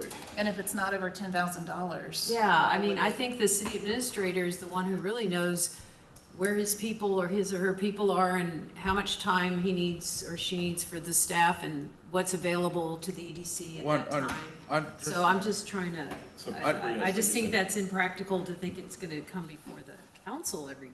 Well, that's, we're just saying, I'm just repeating what our attorney said. When it deals with, and I actually talked with Henry on this before, if it's within the contract of our services that we already have, okay, it's allocation of time because we already have $30,000, however, $50,000 worth of time and allocation. Conceivably, something could come up that would require additional services that we hadn't planned for. Well, that's time. You figure out the $25 an hour plus overhead times 6 guys times a day. Now you're talking about, it needs to come to council if it's over $10,000 that they are spending. But that first sentence says the corporation may utilize the services and staff employees of the city in accordance with an administrative services contract. Okay, so we're just talking about the things that are in the contract already, right? So I'm okay with the city administrator to do that, because the city administrator is gonna know more about that than anybody. As long as it's in compliance with the contract. Yeah, I mean, we don't have to come to council to. I mean, if it's outside the contract or over X amount of dollars, then I think it needs to come through us. Okay. Okay. So I would agree with that change. Okay. Any final comments, Greg? No, sir. Buck? No, sir. Okay. You No. good with that? Okay. So to summarize, so we can put this in a summarized statement to the board concerning the request, because we won't be voting on this, we'll be sending this back as a request for change and modification. Concerning items number 1, 3, and 5, which would be 2.1 items B, 2.1 D, and 3.7, to include a nomination from the board of directors and a nomination from the mayor for the respective positions. That the second item, 2.1C, would remain as is. That item number 2.2A would remain as already previously submitted. That item number 6, the conflict of interest for Chamber of Commerce members would remain as submitted. That Article 4 on the submission of quarterly basis would be rejected as submitted, that would remain as quarterly report. And that the final one for sections 5.6, services of city staff and officers, that would be accepted as submitted. Is there anybody that is in disagreement with what I read? Okay, then we will give that direction to our liaison officer to submit that for their consideration, and hopefully hear it at a special meeting or whatever comes up from your meeting on next Wednesday. And with that, because there's no vote required at this time in that situation, we will move on to item number 10. This time, looking for, was just a presentation and discussion and Thank you, Kate. There was no action taken, but those items were provided. but we are, no we vote was are, taken. we are sending it back to your board with those recommendations. We'll summarize that in writing to be sent back for your board's consideration and discussion to Understood. resubmit. Understood, thank you. Thank you very much. We do have action. So looking on item number 10 for a motion and a second to present, discuss, and take action on item number 10 is written concerning the operational budget, the budget hearing for annual budget. Motion by Budget hearing on 10 September, to be more 10 specific. September, correct.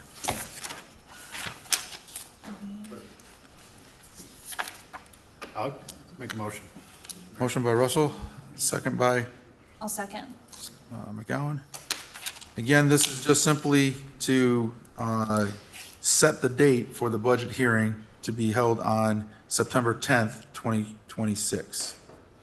But we have any presentation by staff? Yes, sir. So let's walk the slides.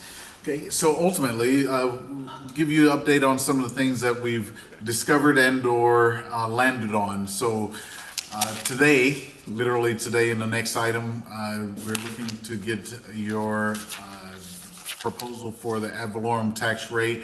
We did receive the information from Bear County. All the things are in order. The healthcare numbers, we came back with a 0% increase.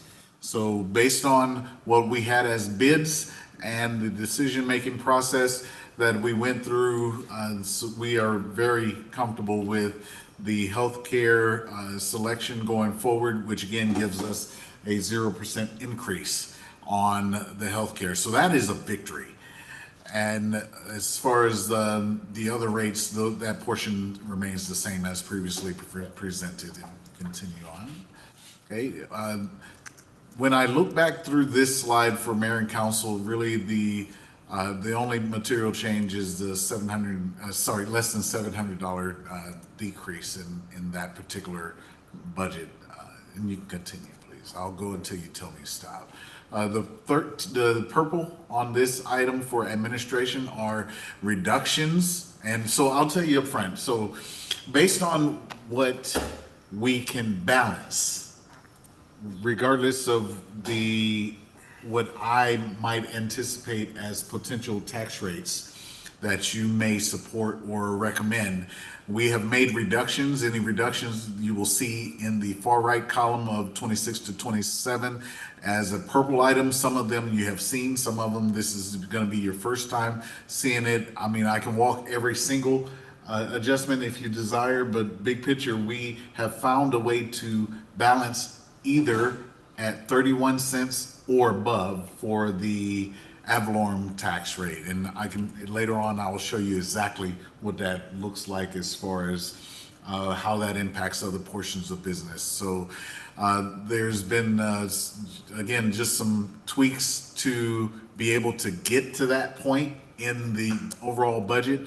You'll see that with regard to street maintenance, thank you for the pause, I pulled some of the slides that were multiple slides, and this is really the overview slide of the ultimate number. That number did go up. It's because there is, on the next slide, you'll see that there's an item that has been added. It's the Shanefield, wait, is that right?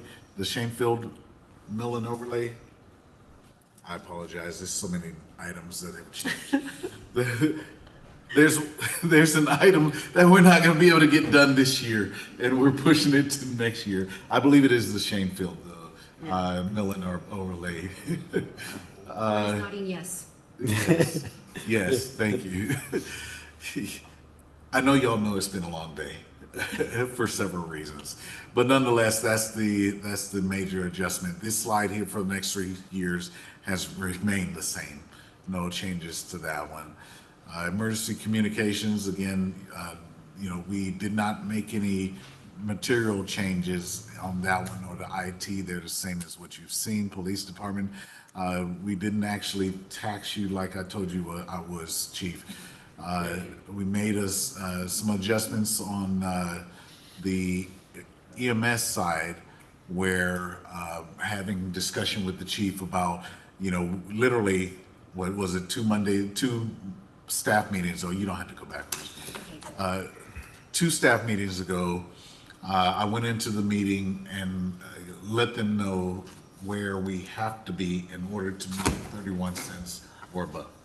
And so in order to do that and present a balanced budget, because today, we do need your direction and you are obligated to make at least a proposed tax rate so that we can continue to build and finalize this budget and be in compliance with the state of Texas. So we have made the adjustments to get down to that. You have seen the EDC budget and there are no changes to the EDC budgets. There's no changes to the EDC budget as you've previously seen it. As it relates to the capital, we are looking for your direction on capital. There, on the capital slides, there was an adjustment on, I believe it was a $30,000 item that was added to the capital. And that's a change, a push from current year to the next year. And I'm looking for it. I'm trying to. Exterior lights? Is it 30? It's not the exterior lights. It is an item that I owe you. I don't see it there. Yeah, I do apologize for that. Version control and iterations and timing. Actually, that one actually came in right after this got published, now that I think about it. So I'll pull up the actual slides on my computer so that I can tell you exactly what that is. But as we continue, the capital items, we are absolutely looking for your guidance and direction on this, because in the event that there are items that you are not supportive of or you want to get to a certain dollar amount, I need to know that. And I need to know that tonight if possible, because if we don't have that, then we're going to continue on into the next meeting and we'll be making whatever adjustments and still won't know until at the earliest, the last meeting in August. And that does not set us up for comfort. We have capability, but we will not have comfort in going into September without knowing what you don't support or if you support the list in total. So I'm looking for your guidance, feedback, and direction on that for sure. It really seems like, I mean, there's a lot of maintenance. We're starting to age, you know. City Hall, golly, we're what, 20 years old now? City Hall, something like that, alone? You know, so, I mean, a lot of it's just maintenance. We gotta do maintenance. And then we already, you know, in previous meetings talked about the backhoe and the roller and stuff like that. I mean, it's kind of, I mean, we gotta provide Public Works with the proper equipment to do the proper job and quit renting stuff, you know? We're just wasting taxpayers' money, giving it to other businesses when we can actually own it, maintain it properly, and keep it in a safe, working condition. Nothing jumps out at me with any of the items personally, because so many of them, door maintenance, rollers, a lot of paint, things like that. We got to do this, like take care of our own house. This is our house and it's our professional staff's house. One thing, and maybe you can point it out where it is, or if it's already included in the previous budget, is for the demolition of the old fire This station. year, current year. It's in the current year, so we are, and Corey, we're in the process, we do need to get a bid out for that and get that taken care of. We got funding for it, so, Not an issue, sir. okay. And it's a public safety issue, not only, Yeah. you know, for the public in general, vandalism, everything else, then also just the response of our fire and police and everything else. It really creates a big issue for driving such large vehicles. Yeah, Can you- that's number one. That's current year. Let's take a look at police and fire station resiliency improvements, because that's a $400,000 item. Remind us what we're getting for $400,000? To make our police and fire resilient? Stand by, please. Say more. Look at the item, the green item, number 2, $396,000. Yeah. Corey, would you like to address this one? Yeah, I wish I had my slides. Let's try to see if I can find it.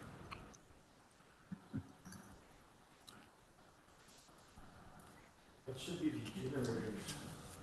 $400,000? Yeah, it is. It is related to generators. So in this, with respect to the generators, we are looking for the opportunity to ensure that our buildings have generators changed out, and the two that we want to change out, we would relocate those to this building as well as to Public Works building, so that we would have the capability of maintaining certain measure of ops. So I almost said something that is sensitive, so I'm not going to say anything sensitive in this meeting, but I will tell you that the entire building is not generator supported for either one of those facilities, police and fire. Doesn't mean that we wouldn't be able to sustain operations. It just means that some pieces are not going to be comfortable at all, because we wouldn't be able to run a portion of our heating and cooling. Did that include like doors? I remember something about doors at the police department. No, that's different. That's separate items. Separate, okay. Right.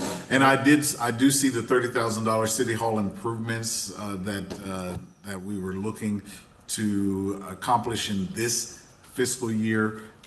Based on the bid that's going out, that's going to push into, it's going to push beyond September. And that's $30,000. That's the item that I mentioned earlier that's not represented on the slide. That's FY '26 approval.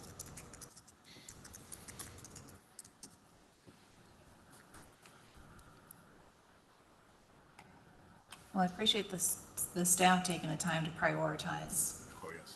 a lot of these requests, and it does seem that, I mean, there's equipment, a lot with Public Works, of course, but it also seems, just looking in past budgets, that some of these items that were necessary have now become critical.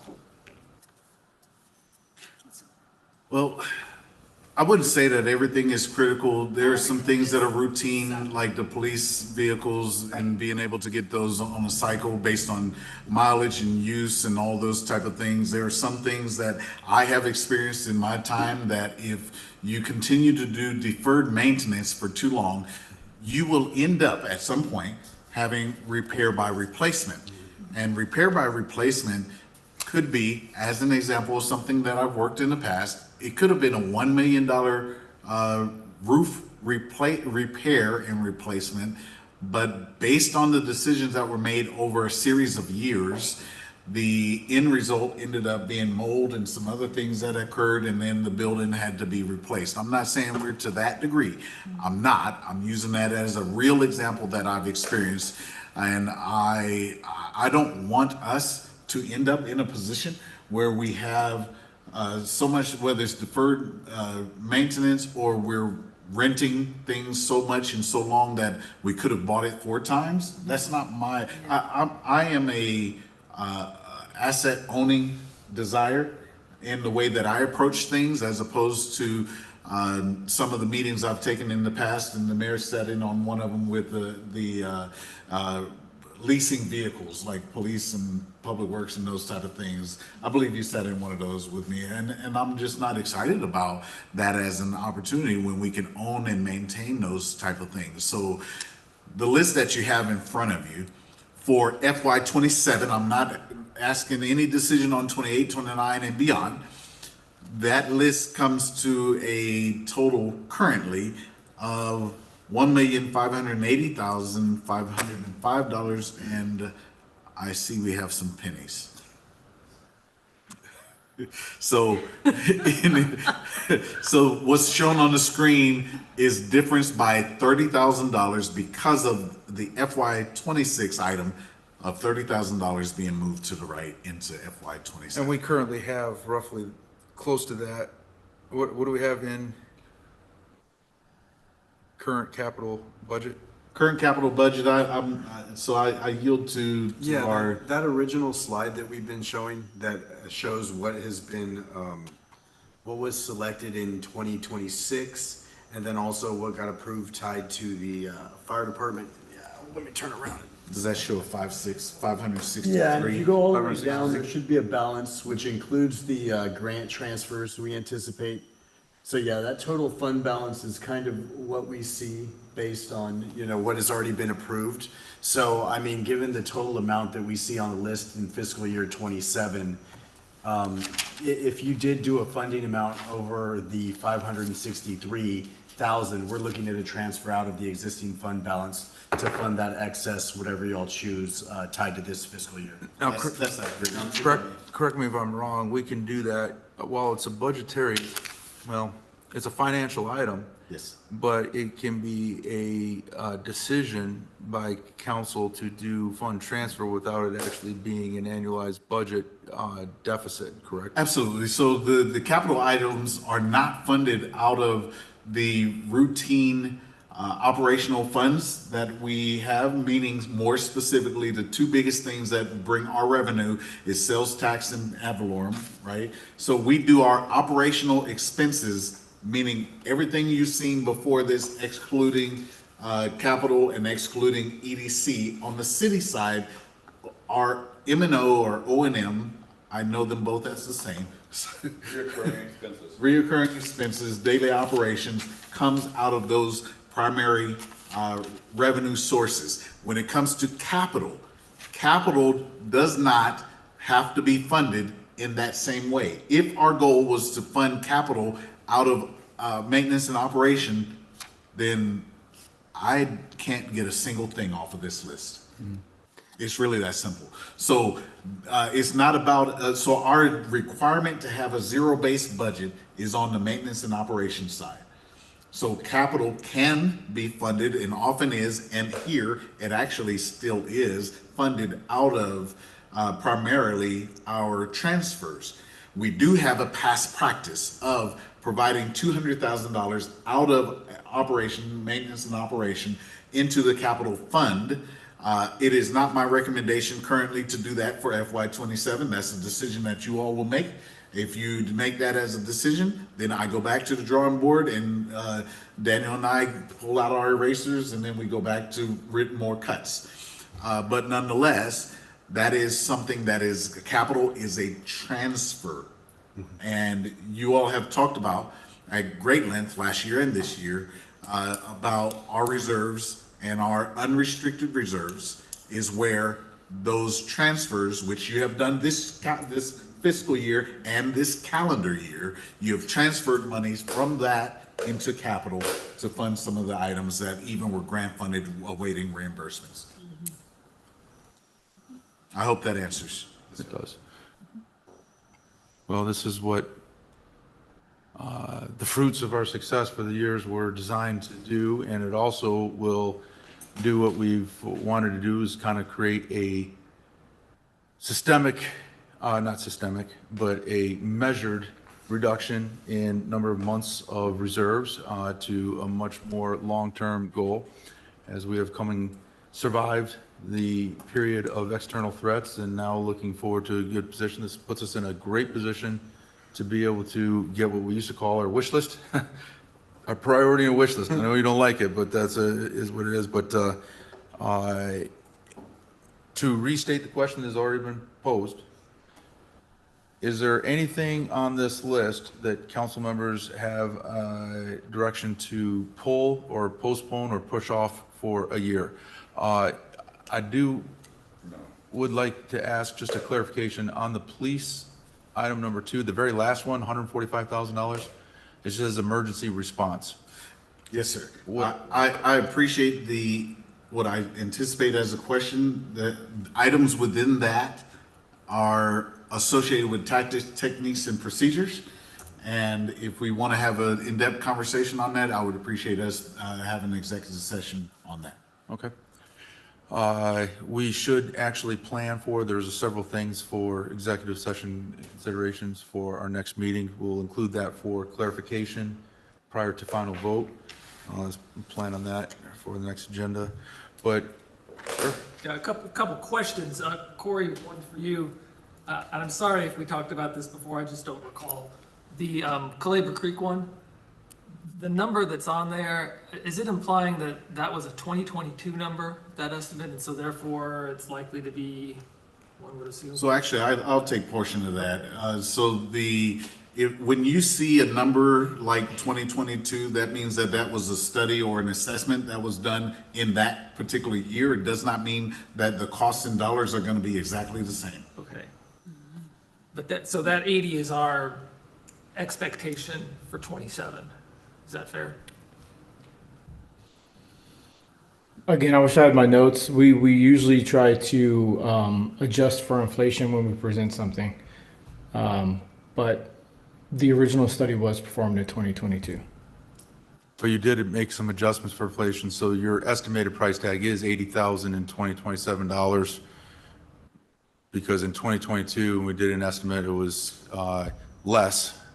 And so we're putting in an $80,000 price tag as estimated from the study that was done in 2022. We normally do that. I couldn't say for certain right now. Okay.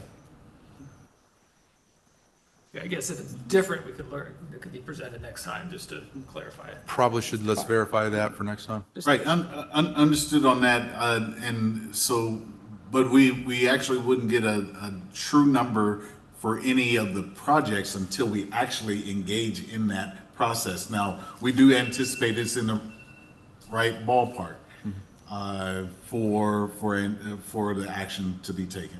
Okay. And then the other question I had, I've been an advocate, among others here, for a master plan. Say again, please? Redeveloping or revitalizing our master plan. But I do wonder about that amount that's estimated there as being pretty significant. And I freely admit I don't know the market for this sort of thing. I do wonder about if for example, any of our academic institutions in town would be able to support and assist with it that might help us defray some of those costs. But 325 seems, just to my reading, that's a good bit of money. We did in 2009-ish, I sat on, and we did the entire master plan development for the entire city, which was very extensive and took almost 2 years to complete with hired consultants, and I think we spent $65,000. Now, that was a number of years ago, but what we're looking for here is a strategic, which is not anywhere near as in-depth, which that one took a look at Old Town District, ordinances, trees. It was very extensive for master planning. So from the direction, what I've heard from the inputs of council and strategic, I agree with you. I think 325 is an exorbitant amount for a price tag for looking at. So if you're, it would seem like it might be more in the 60 to 100,000 for strategic development, but we could earmark whatever you want, and then when we get an actual bid or get to bid process, then you'll get actual numbers. So the really question is, are you comfortable with putting a place marker there, or do you want to suggest a different amount for that? But either way, we won't know until we actually put it out for bid and determine the scope at that time, if that's a fair assessment. So it's not a dollar that would be spent, and it can't be spent until you approve this expenditure. So it's a placemaker for capital expenditure on funds we already have that would be a transfer if and when needed. Now, to answer what I believe your question is would I potentially reach out to colleges, universities, and others as a potential cost-saving measure? It could be a capstone or whatever the case is, or whatever, to potentially save some dollars and cents. I'm familiar with that, and I did that when I was in Sudbury. I would be looking for whatever the legitimate avenues that would give us a sufficient product. That could be a way to save some funds, but it's not necessarily a guarantee that that would be the end result. And also, just for clarification, comprehensive plan, strategic plan, different. Are we talking about a comprehensive plan for the city and for Old Town? So the details of that would actually be determined by you all. So my intent and goal is to set aside the funds that I perceive, based on what I looked up and based on what I perceive might be your task or ask to me. And I don't know what measure of a study, how many public engagements that you want, are we looking to get a final document that has goals, division goals and metrics, objectives, all the things that go into that, so that we can do, and for me, a strategic goal, a strategic document is not a 5-year document.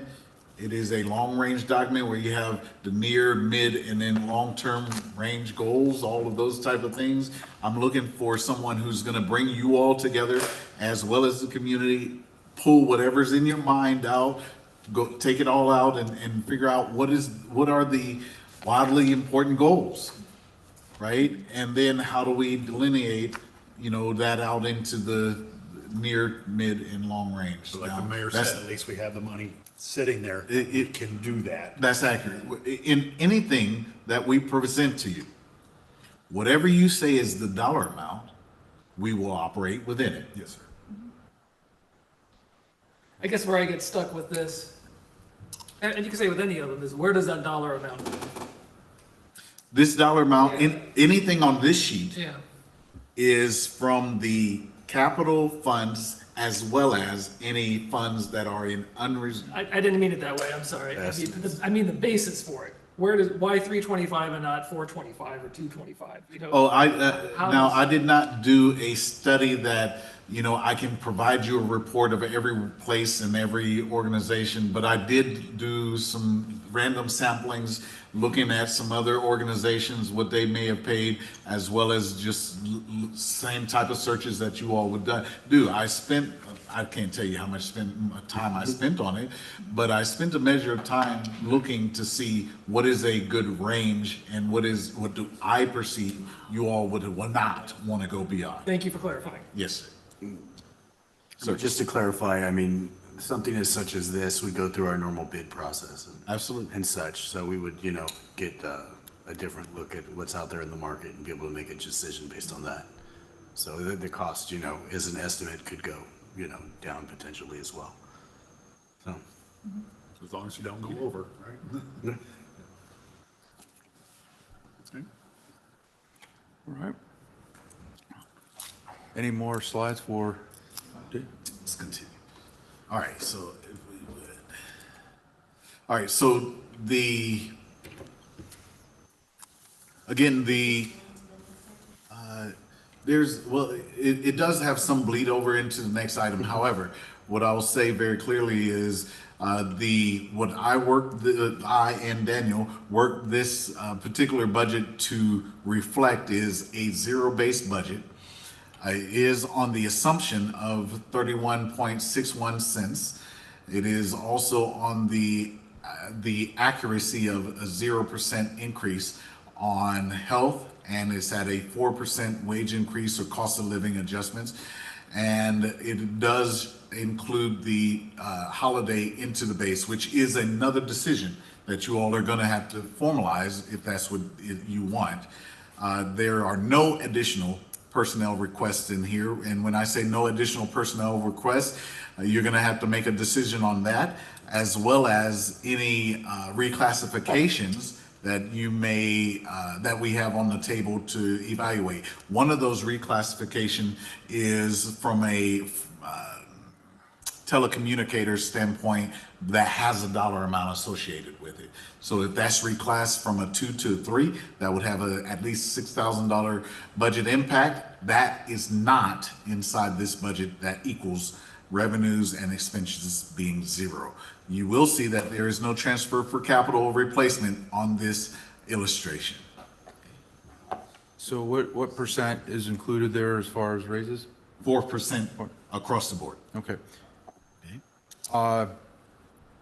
As long as we're talking about personnel, with direction from council, one thing that we have not looked at was actually Henry's contract. Yes, he is under contract. This is something that we'll probably need to also carry over into executive session. But his contract was written under very different economic circumstances, and he was still within his first year last year and was unable to get the raise that the rest of the city got. So I would like to request direction to be able to, in next meeting, to executive session, discuss the possibility of opening up the contract to make slight adjustments. This would not be a major adjustment, but to take a look at reflective of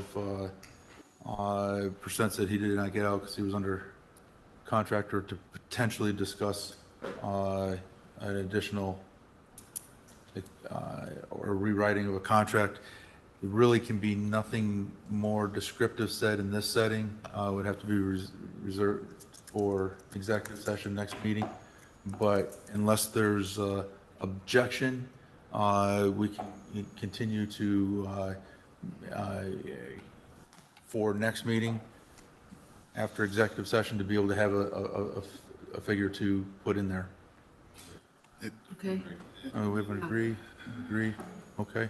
All right. Just This is a flexible and kind of a nondescript dollar amount, but we'll discuss in executive to make adjustments. Any dollar amounts associated with me are per the current contract, just as far as anything that I've worked, so for clarity. So, okay. All right, and so in our illustration build and assessments, and we were waiting on the information, this is information directly related to the budget because that's what we work off of to be able to build your illustrations and or what we perceive would be natural or mandatory gates and or limitations. So we see what the voter approval rate is for M&O, as well as the no new revenue rate, and we see what the debt rate, which we don't impact at all. We don't control that. We receive that, as well as the no new revenue. The voter approval rate is also listed on the screen for you. We did put the numbers on the right-hand side that's related to calendar year for just a quick assessment. It should be noted that the INS debt rate went up very fractionally due to a slight decrease in valuations, as was previously mentioned by the commissioner. Even though we did reduce some debt, we are still on track to be debt-free. I believe we're down to 7 years and change, or just under 8 years thereabouts. We can get an accurate for the payoff The amount. debt schedule is still the same. That is still on schedule. The question I would have is, so the suggestion of what you're saying right now is 0.31. 3161 is what I did the illustration. 3161. So what does the 61 thousandths of a penny equal in actual dollars? Okay, if you would continue to scroll, right here. So you'll see on this this slide here, what I'm showing you is in the far right, calendar year 25, what that ad valorem tax dollar would be. Can you circle was. what you're talking about with the mouse? Just to focus us. All right. Where's the mouse? Oh, that thing's wiggling. All right, so right here. Yep. We need a mouse pad. What do you need to point to? The top part? This part right here, 2025, right? And then 2026 number, the $4.7 million. The difference at 28 cents for 2026 will be $500,000 less total funds available on ad valorem. Right. On the 31 cents, it will be $125,000 less compared to 2025. And again, it is because of the exemptions and the overall valuation having gone down. At 3161, that's just under $50,000 less than calendar year 2025. Okay. And yes. So thank you for that clarification. So once again, and to absolutely clarify, in no way have I ever said we would have zero property tax. It was just, do we move towards less property taxes as we are successful with our sales tax and as we have been moving up our unrestricted funds from 2.3 months to as high as 15 months? And where do we want to soft land? Do we look at that when we're talking about the public chastisement that we receive for having so much money and that we need to reduce our savings? Even we heard today that the 13-point change months is exorbitantly high. We are taking a look at taking $1 million and transferring over, which is roughly 1 month worth of reserves, which would bring us down to 13. Actually, the numbers I had was from 15 to 14 months. So we certainly could raise property tax, but what we're talking about is,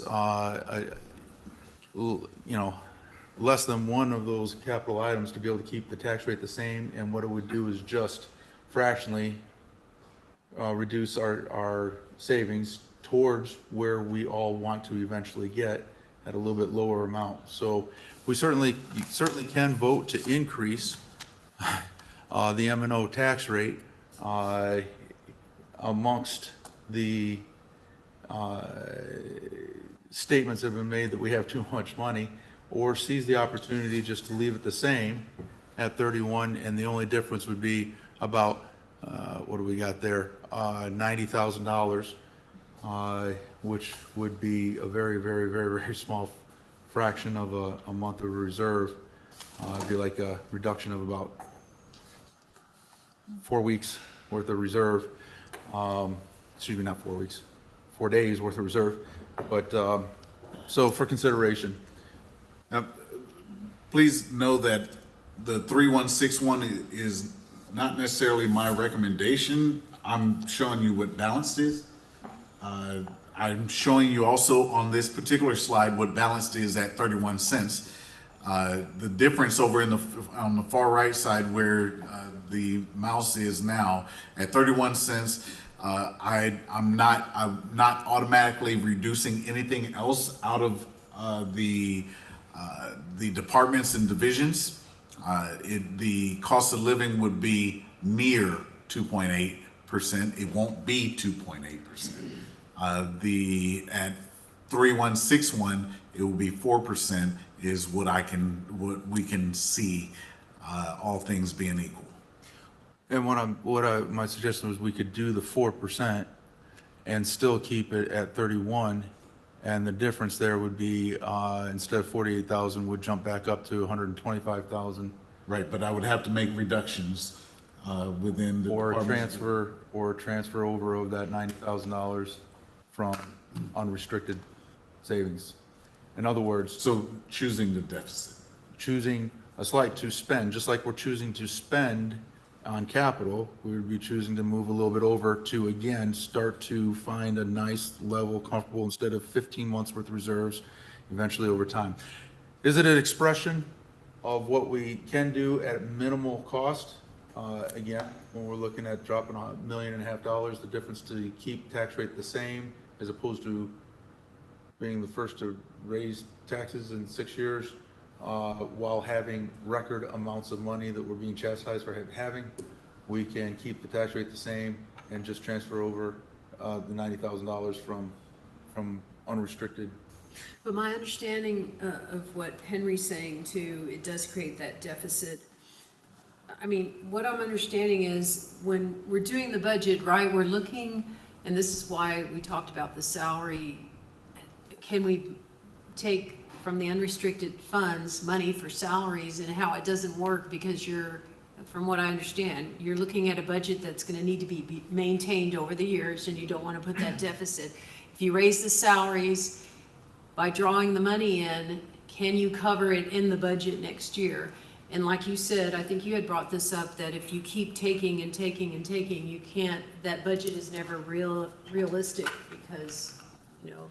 I thank you for that point. I remember you were saying it. Yeah. So I did have a thought about, and I feel kind of lost about the 4%, because I guess y'all had some data last year, but I've never seen it about anything about salaries, whether we're under, over, and all that. And I know it's difficult to take from the unrestricted fund for salaries, but I thought about, and this may be really not feasible, but to avoid a deficit, could we do bonuses? No. No. We can't, okay. So you can't take bonuses from the unrestricted fund, even though it would be a one-year thing, because we don't know what the salary, you can't do it. You can't do it with public money, but also in effect, it's from somebody who, they worded it differently.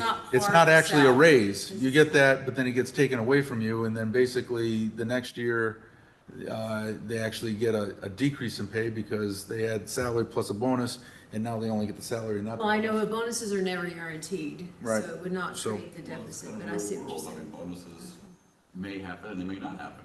But it's public monies, we can't do it, so it's kind of a But you moot can't, point. okay, I just. did But what not- we can do, again, we are still waiting for the salary survey information, and we can take a look mid-year or in later months, so you don't even have to wait till mid-year to take a look at what results from the salary survey. Also, the extent of the increase in funds from the 4 sources of income we know that are coming online over the next year, to be able to address that. We can have the authority to be able to do that, so if these businesses do come on, additional houses get built, our income comes up. Last year, they voted an M&O Well, can I- tax increase, and we ended up with a $250,000 surplus. We have also had surpluses of $1 million, $1.5 million. So as we see that mid-year, we still can take a look, to your point, is there something that we can do additional? So what, Henry, what would be if we did a 5% on the, It doesn't fit in 3161 without making cuts in the other areas. but how much, do we know how much more money that would, did you say? I mean, I can pull up the calculator. I don't know if you have your computer with you. But I'd say that the 0.321411, if you scroll up a little bit, I think there should be a COLA percentage. Or did we actually, it highlight? should be close to. I want to say it was 5.5. Would it still be under the no new revenue rate? I believe so technically, and let me take a look at the number I have right here. The 3.1411 is going to be the, What did you just say it would be? yeah, I'm gonna pull it up. I have the sheet right here. Would be equal to? That's 321. But it doesn't say what the. Yeah, the 3.21411 is the current year no new revenue rate. So there, what that means is as an aggregate tax rate, that would be what the county's providing as the aggregate rate we can go to expect the same amount of revenue that we received this year on the ad valorem side. Now, given the shift that, Commissioner Moody was bringing up, the fact that this is the first time in a long time that valuations has gone down, I mean, we all can expect the no new revenue rates, not only in the aggregate, but also in regards to the M&O side, to also have ticked up slightly because, those values have gone down. I do believe that at the 0.3161 that we're showing right now, which is also in tune with the budget book you currently have in front of you, that does not exceed the no new revenue rate on the aggregate, and it also does not exceed the no new revenue rate on the M&O side. So even though, it would be considered an increase off of the 31 cents, that in and of itself, and Frank not being here, I would want to confirm, if we did move to something like the 0.3161, I do not believe that would initiate, us increasing what is considered, the revenue side on either the M&O or the aggregate tax rate. So that may put us in a different position tied to public hearings and stuff such as that. But I'd want to confirm that with Frank. But, Right. And by definition, 3161 is not technically by definition, according to the tax assessors and all of the things that go what the into county is that providing. definition, it's not an increase. It is a dollar increase. As far as what that number looks like. To answer the question about 5%, what does that look like? It's $68,000, right at $69,000 more than what is shown on the balance for the 3161. And once again, we do have the ability to put this in there and then do a mid-year adjustment once we have the information back from the salary survey. Do that at any time, making a budget adjustment. This is really just to submit our balanced budget with Right, okay. aspects, so. And so the average home in Helotes is valued at about $470,000, and I believe it's about $2.39 a month going with the 3161. So, but it would be a tax increase, but it would be nice to dig into, and like the mayor said, find that happy spot within, we have too much in savings, in reserves, and dig into it a little bit, which, they hate to increase taxes, but we still have that amount of money. But if we do the 3.1, we're gonna dig in a little bit more. It's to me, it's between the 3.1 and the 3161. It really is. If I may, be advised that any fixed costs remain. Yes. And so that's going to get covered by either the sales tax in the future, which is not predictable, but there is an anticipation. I understand the anticipation. But my point is, you have the opportunity to evaluate this from either a balanced budget by the way that it's structured, meaning how you set the tax rate, or you're choosing to be out of balance but infuse dollars to make it balanced. which has a future year consideration. I don't know what year that catches up. I don't know that it's a horrible catch-up. I'm not saying that it is. I'm not saying that it's a horrible catch-up. I'm saying that you should be making that assessment in your decision making. When we get to the next item, where you will choose what your proposed rate would be, it does not mean that that is the number that you will land on. And I'll have another statement after, once we get on. The only thing else I'd throw out there to Councilmember Russell, last year when we did set the tax rate, I believe the M&O side, and I'd have to go back and just confirm, but the M&O side, I believe, felt slightly above the no new revenue rate. That's accurate. So we did have to make a representation at the front of, our budget book saying per, what you were saying, per $100,000 valuation on a house, this would be the increase, based on what we're proposing on the M&O side.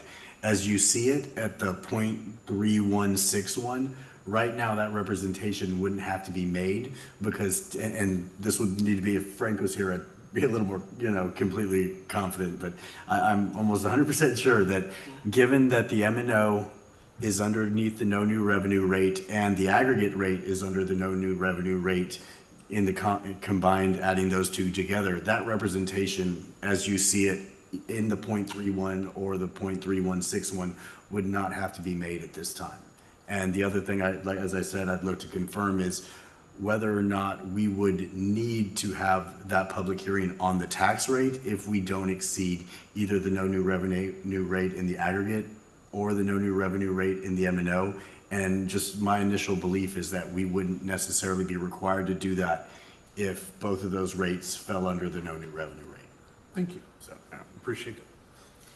And thank you very much. To answer your question, yes, I did make those points and those concerns. We do have, at this point, our main threat from last year has signed a 10-year lease, so that has been solved. And we do have 4 anticipated streams of income coming online over the next year to 18 months that we didn't have the previous year. So, Yeah, I so understand. those are upcoming. We got to make a decision based upon what we have right now. But the question you have to ask yourselves is, because it's such a small dollar amount, really, effectively, again, 1 month's worth of reserves, about $900,000. So a $90,000 difference to be able to stay with 0.1 would be roughly 3 days. I guess I just want to be careful that, Mr. Mayor, that we're not making decisions based on bragging rights of, oh, we haven't raised taxes and we have to do the right thing. And yes, we have that, unrestricted fund, and it is a consideration for sure. But as I'm realizing with the discussions with these learned gentlemen here, that it's not as easy as that. It's not as simple as that. And so I don't want us to get so focused on, we have to do the right thing, no matter, the bragging rights of, we never have raised taxes and all that. We got to put that aside. We cannot, just say, well, we want to be able to say that we did this and that. It's not, Okay, please be careful. I am not here. I don't mean just you bragging rights. I'm just talking about the city. Please understand, I'm not looking for bragging rights. What I am trying to prevent is saying, hey, we have more money. We have been chastised for how much money we have. We've been told we should have 2 to 6 months. We have 15 months of reserves. And because of this $15 million worth of unreserved, we're going to raise our taxes so that we don't spend $90,000 out of $15 million. And so next year, when we still have $15 million and 15 months worth of reserves or more, we'll be like, why did you raise taxes when you had so much money? And we keep telling you, and even you have said, and we have commentary from the public even today, we have too much money. So the one way which we could do it in the smallest, most micro adjustment would to be remain at 0.31, which would cause about a $90,000 scheduled deficit against 15 million. It's roughly 3 days of the 15 months worth of reserves. And we have 4 4 more income streams to come on board that we know of. That will have a figure into next year, and we still have the flexibility to adjust. It's just a minor adjustment, not for bragging rights, but for protection. If you have so much money, why are you raising Okay. taxes?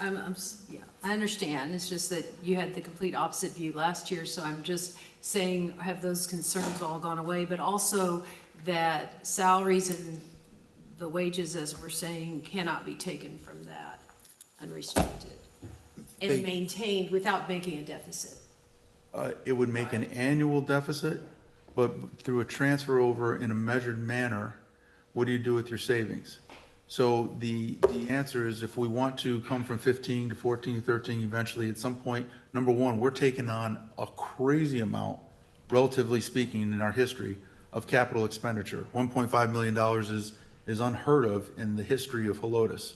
We're usually talking a couple $100,000 maximum, and sometimes only $150,000 historically. So we are utilizing our abundance, and so we are addressing that with about a month's worth of reserves and transfer over.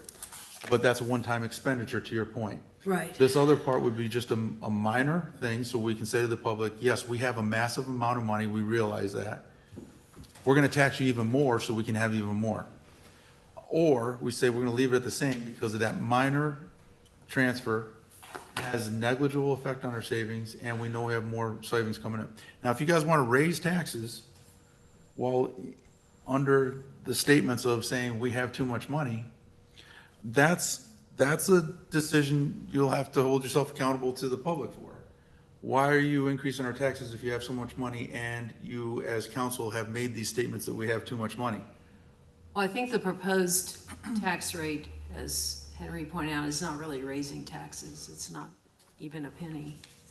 But anyway.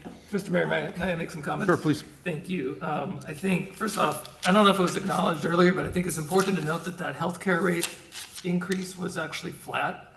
Is that right? 0%. So Yes. that's a really important accomplishment. So kudos to the staff. We appreciate the work of our broker FFGA. This is the second year in a row where, we were told, and last year it was, from a couple different parties to anticipate an increase.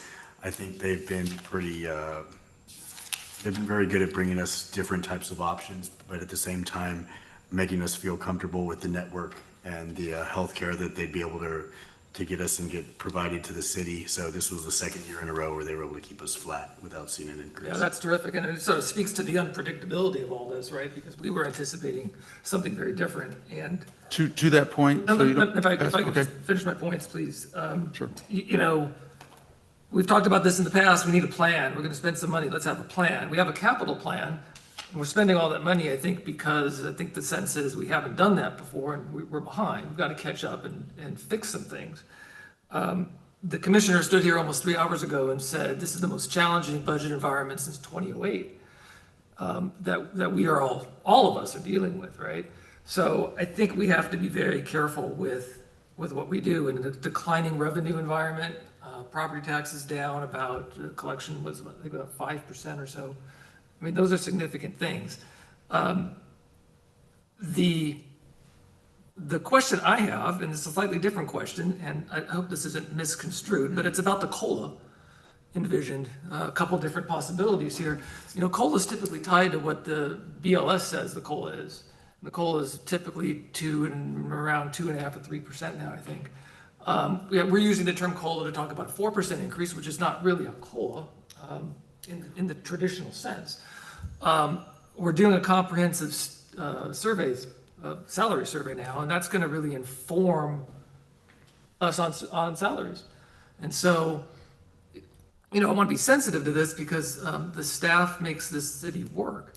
But we need to have some data before we start determining salary amounts. And so it seemed to me a true COLA, whatever that is determined federally, would be I think a reasonable, appropriate thing to do. But I throw that out there for consideration, knowing that we're going to have a salary survey, and that will undoubtedly lead to adjustments once we have some data. But I thought that the COLA kind of for the city is more of a combination of a little raise and the COLA, you know? So It's the not- percentages we use, and traditionally, historically, have used 1%. One percentage figure to be embracive of salary increase. Whether you look at it as 1% COLA and 1% raise for a total of 2% salary, here's 2%, think of it however you want. Under contract, for example, bargaining agreements, there are no COLA. It's just straight salary increase versus, that's in San Antonio, versus the non-labor union labor agreements, they get a COLA, period, with no raise unless you get a promotion, et cetera. So there's multiple ways of doing it. Traditionally, for ease and simplicity, we have just done one number and not really parsed it out for cost of living, which this year turned out to be, if that's the number, 2.8%. But what I hear you saying is, if that's a number that is currently adjusted for 2.8% for COLA, widely accepted, and we're in the midst of a salary survey, what I hear you saying is, why don't we just go with 2.8 and then adjust based on the salary survey when it comes in? It's partly that. I'm reading COLA to mean literally COLA. Now, if that's incorrect, then I stand corrected, and that's fair. I think. But I think as we've talked about before, that salary survey is going to be an important element for helping us decide and determine what to do. I mean, we all want that data. One thing to also consider, while that is a 0%, and we're very happy because we've been very successful over the last 5 years from introducing a new way of handling our insurances with the concierge services, handling through emergency room and ER services to reduce our claims on insurance, which is what helped us get to this point. This year, it's 0% increase cost to us, but the family premium that our employees have to pay, those that are adding their family, is actually receiving, correct me if I'm wrong, Daniel, about a 10% decrease, which is almost $200 a month decrease in their out-of-pocket expenditure for adding family to, we pay for the employee, but if somebody's married, they want to add a spouse, they pay for the spouse, if they want spouse and family. And so that amount is saving nearly $2,000 a year, which is relatively close to 4% increase that they're going to see in their paycheck due to decreased cost from this project. So it's zero for us, but it's an actual added benefit for our employees that won't be seen necessarily here, but it will be felt in their bank account. As a pat on the back for everybody involved with that. So.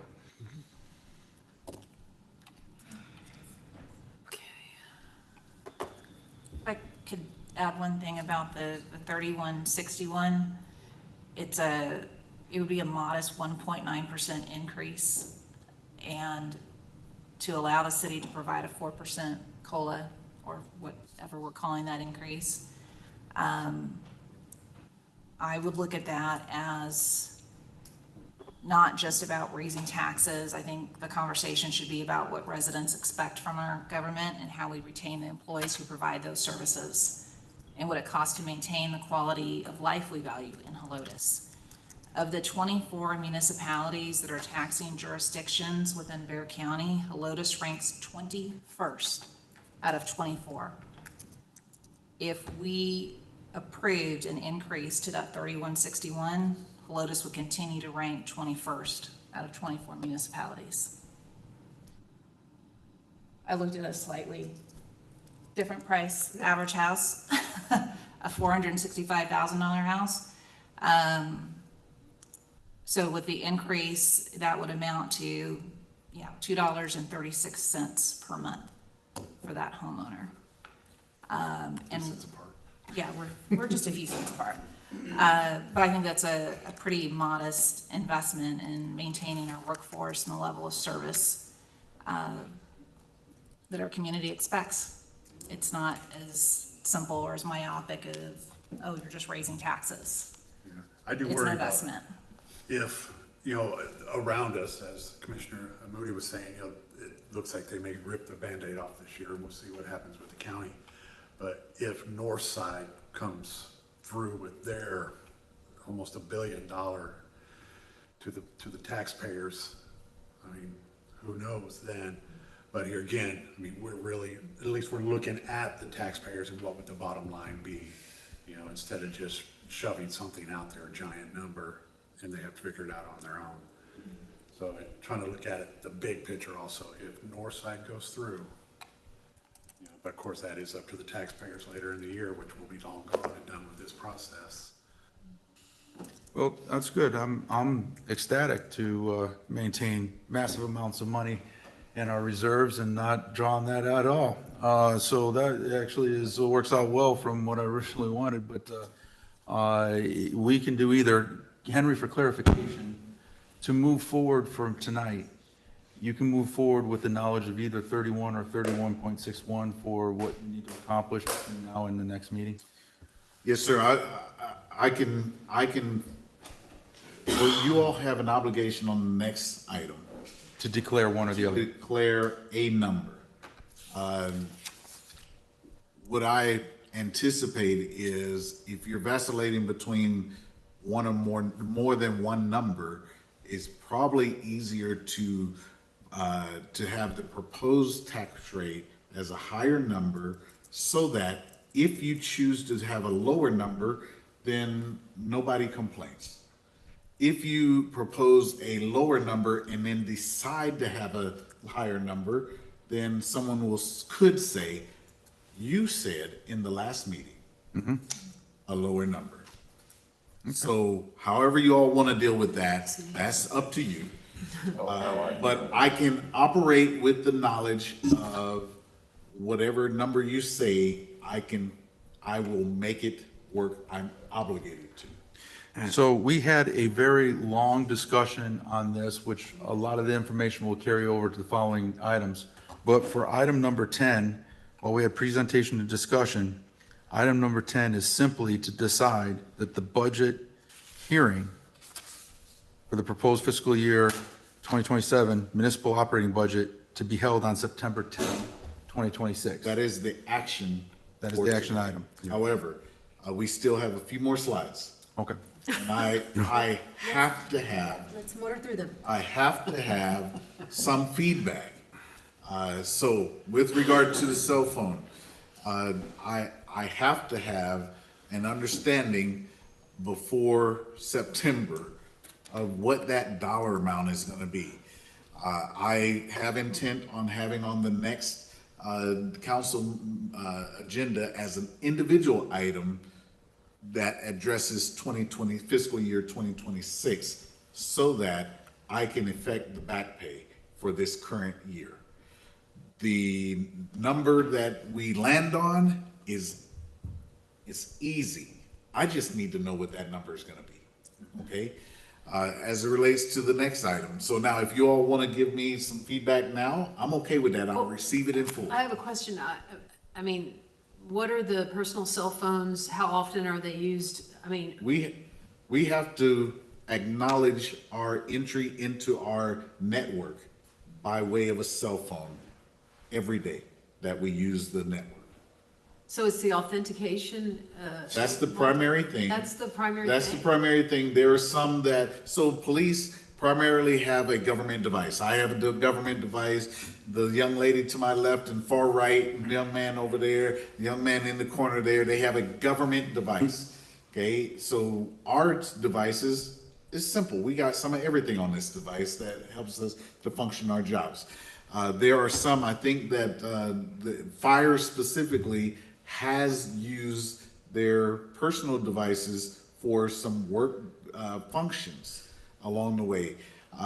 Others, like Inside Public Works, are using their personal devices for whether it's recall or some other things and actions that they do.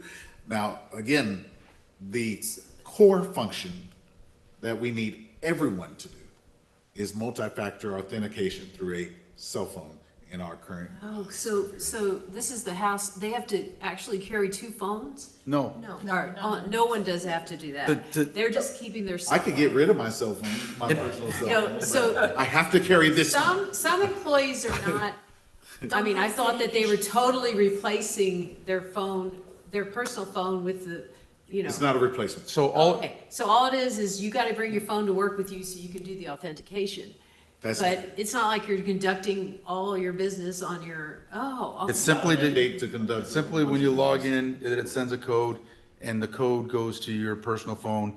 Okay, I got a text, Okay. 3789, and now you log in. So there's nobody who's having to suddenly use their personal phone for full-time business. Well, I wouldn't say that in whole. I would anticipate that our fire department and EMS, that they would say, well, we do these other functions on utilizing their personal devices that go way beyond the MFA. Okay, I can say that with confidence. Outside of that, I know that our public works, they have radios, but they do a lot of communication because we don't want a whole bunch of chatter on the radio. So they're out and about all across the city doing whatever it is that they got to do. They are communicating for everyone except for the director. Actually, it's two people that have a government phone. You and. Can I say? Sure, on the mic. Can I add one thing, Councilmember Caraway and everybody, to be clear? Yeah. Like, I have a city-issued cell phone, I would not get an allowance. Right. Yeah. Oh, gotcha, okay, that's what I was With thinking. a I was government thinking, device, yeah. would get no additional anything. Yeah, We're talking about the people that don't have a city-issued. It's also. Okay, gotcha now. So it's just simply, do we, now, we do the same thing, San Antonio requires all the firefighters to do that too, to have multi-factor, but they don't pay anything at all. Yeah, You because- gotta do it. And so the question is, Get into your internet or.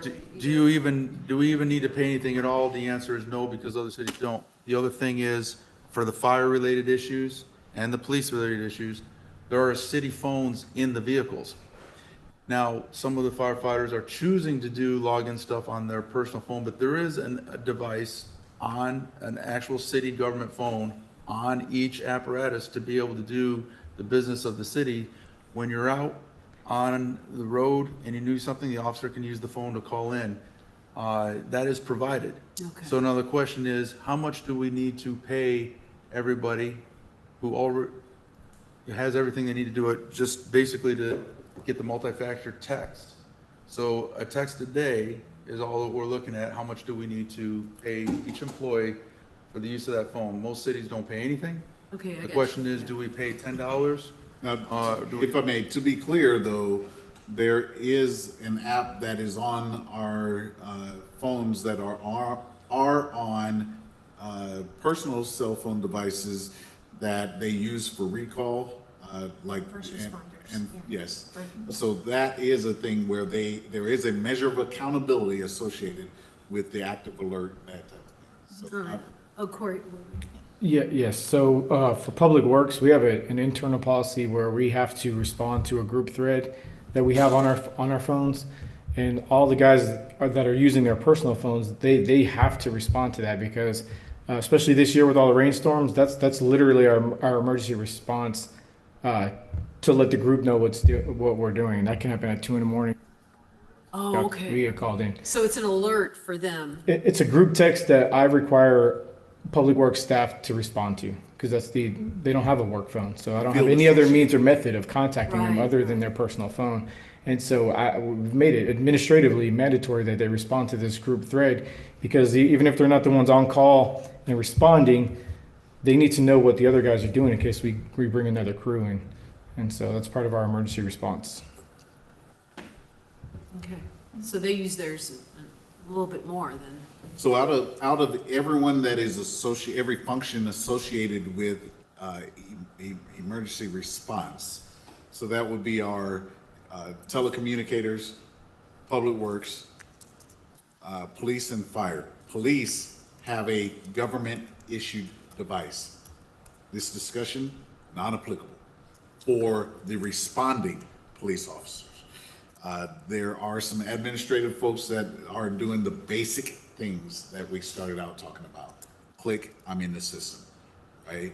But for the rest of the emergency responders, there are different ways that they're having their teams, whether it's by instruction or by instruction and their personal election, that are engaging into use of their devices.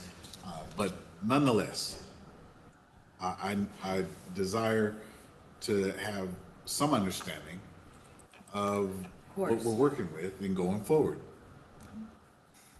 Well, I would agree with the $10 for all they're using it for is the authentication. I mean, I think that's reasonable that the mayor suggested. I think that's reasonable. Now, for the higher users, I mean, $40 seems reasonable too. I just am not real sure how frequently, but from what Corey said, it's like mainly emergency and for fire dispatch, public works. I'm okay with 10 and 40. I don't know, that's my feeling. Were there comparable cities that were identified for the $40, or? I'd have to go back to my notes. This discussion was I recall. past this time last year. Yes, yes. When we started that. I'll be glad to pull up information for the next meeting if that's helpful. Yeah, I mean. I just need to make sure that we solve it no later than next meeting. Yeah. So- I think it would be helpful just to give Please. it some context of which communities are offering this and at what rate. So we can get cell phones for, we need to ask, how much are how much are our city phones? It's like $25 a month. Well, So, at what point do you say- $30 plus $10 insurance. So the, Roughly. so the question is, if we're gonna pay $30 or $40, it's the entire price of a whole city phone. Oh, so you might as well get So my I question was here, waiting for this. my question here is that it really should just be $10 across the board. When I have to, I'm required by City of San Antonio to have a cell phone. We don't get paid for it. And when you are gonna be called for overtime, that's how they call you. So I need overtime. I get overtime. And yep, I'm coming to overtime. Okay, but wait, So there the is. question is, No, but what Corey said, it's not just the reason I think 40 might be okay and not less for the frequent users is because you're also, have the responsibility of having to have it with you the whole time. Like he's saying, you have to watch that emergency might come in on your personal phone. You can't like turn it off. I mean, I don't know. And if I may, I would prefer not to continue buying devices, because we're the one insuring them, and we're the one replacing them if they're damaged, lost, or stolen, or whatever the case is. And the likelihood of adding more systemic devices with more data on them to be lost or damaged or destroyed, so I understand the multiple aspects of the question. I do. I just need a number. 0. I'm sorry, most companies these days are requiring you to have your personal cell phone and use it for work. Whatever the number ends up being, we have communicated regarding 2026. We will do whatever it is that is the outcome. But I will set an agenda item for the next meeting specific to this topic. Now, as it relates to the way forward, you all should absolutely be ready for that in the next meeting. I think I looked it up and it said 30 to 50 or something for frequent users. So I remember thinking 40, that's average, but anyway. in this day and age, there's I know, I know those what you're without their saying. cell phone. I mean, And well, how for- many- we could buy a cell phone for less than that and just give everybody a cell phone. And the really question is, they're gonna carry a cell phone because there's not a single worker that walks around not being able to be contacted by their wife or kids. Everybody carries. There isn't a single person that carry. I carry 2, and when I'm on duty, I got the third one I carry 3 when I'm on duty at all times. So the reality is either you have a city supplied because you are at that level of required, like division heads or Mayor Henry, but you're going to carry a cell phone. Everybody has one. most cities require you to have it anyways. And so I agree, It's a condition. it should be zero, or if we give something, just a flat $10 fee across to everybody, because you've got a phone anyways, and we're going to offset a cost. But what costs are you offsetting? You got unlimited text, you got unlimited voice. It's actually. There's no additional cost to use the phone, but if You're not. if we want to be nice and say $10, fine, but in all reality, you've got that phone. Well, what if someone doesn't have a phone? Oh my God. Well, I know that's unusual, but what if the phone was lost? or Companies broken? make I it a don't know. condition of employment. I You think have we to can't have go a phone. lower Well, than 10. a condition of employment for a cell phone was not what people came into the city of Helotes with.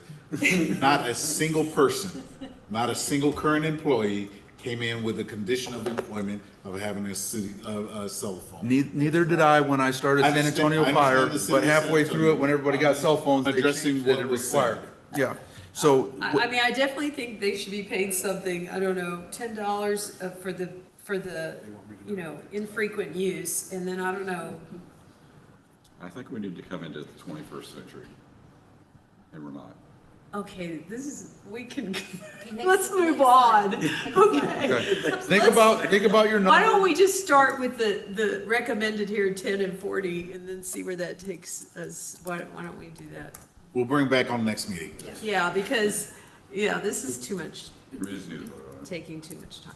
All right, so holiday into the base, on previous meetings, and I don't think I brought it back on this one, but on the previous meeting, I showed what that number is as far as how I gave it a specific example from a specific real budget line. Ultimately, it's been a topic of discussion. I have zero challenges to rolling the holiday into the base. My only thing is that we capture, if that is your desire as a city council, that we capture it in writing so that it is effective and that we are able to point back to the decision and to the timeline to say it is incorporated into the base. When we do calculations currently, we do the wage increase, cost of living, or whatever it is that we want to say is going to be the increase against the base only, and then we calculate what the holiday would be from the base. So essentially, it would increase what the overtime rate would be. It would increase a couple other things to the city. The way we built this current illustration regarding the budget, it is with the holiday inside the base. So you've already seen what the result is. I just need to get a, if there's a direction not in concurrence with that, I need to know today. Just to sum up that, what we have right now is the change of policy to holiday be included in base pay, and those calculations have been made, and as is. The illustration shows exactly that. Which is more congruent with what other cities are doing and congruent with what our salary survey is being done. So is there anybody that feels that we should change from what we've got right now? Is there a written city policy saying your holiday pay is this and it's written? You Yes. don't work, you get paid even though you don't work, but if you do work, you get, so we would need eventually change. The that holiday pay written policy. is in the policy, and I would effect that change after I have direction. Okay. And there's no unions that we have to worry There's about? no unions. Local chairman and all that good stuff? No. None? Okay. Chairman Michelle. Yeah. Stewards? Okay, next one. Hearing nothing, I will continue as, okay? And then, which one is this? Position requests, additions to the professional staff, as well as, I would say, because it has a dollar amount, the conversion of telecommunicator 2 to telecommunicator 3. The illustrations that you have seen do not include any positions requests. If there is even the small adjustment for telecommunicator 3, that's $6,000, I do not yet have.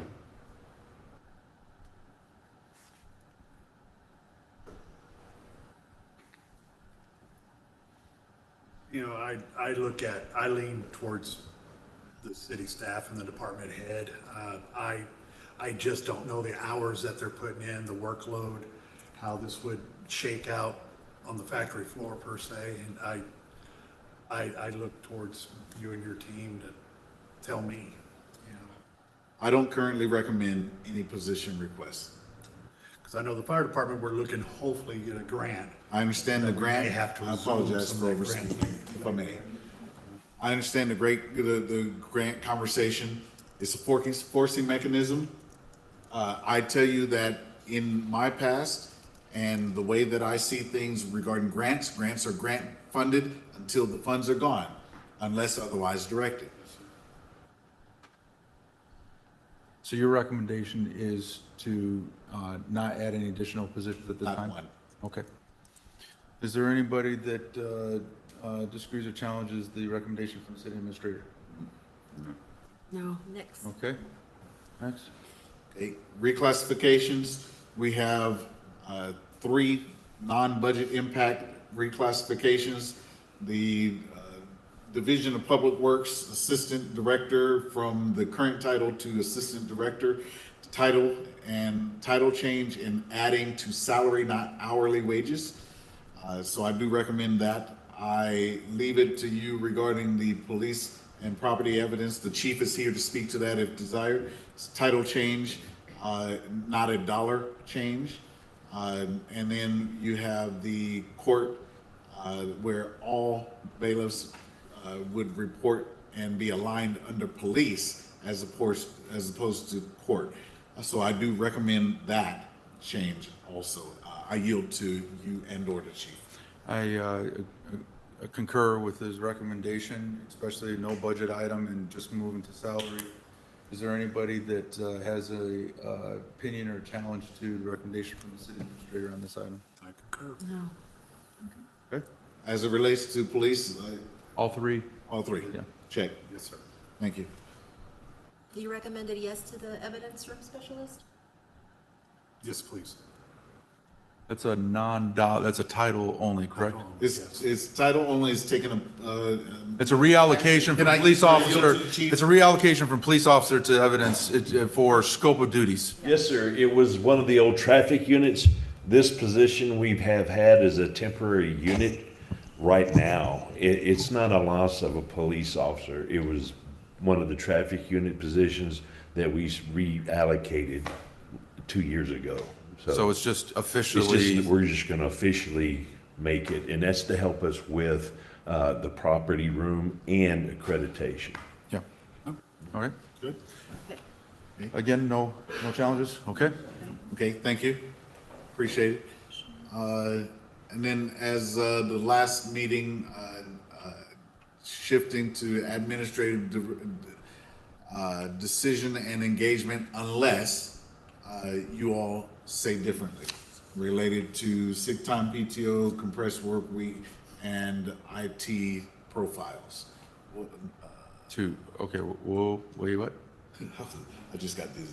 Yeah, Wait up. yeah. There's no details after. There's no details. Yeah, there's no details. That was on one of the previous, and based on the comments that I received in that meeting, I have not recycled that continuously with the measure of slides. Okay, so it's a non-cash, so therefore not a budget issue at this time, so it doesn't have to be decided on at this point, correct? Accurate. Okay.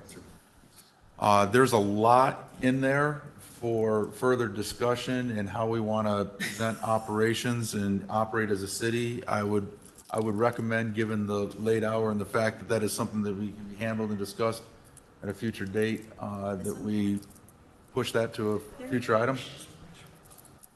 Any challenges to that? Okay, we'll push that to. Excellent, no worries, thank you.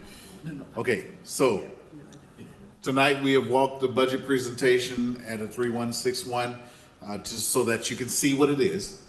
There's no action on that portion yet, right? So today, what you also have discussed is related to cost of living and/or wage distribution, which would be directly related to your next action because it would inform me to whatever degree of how to move forward with projections.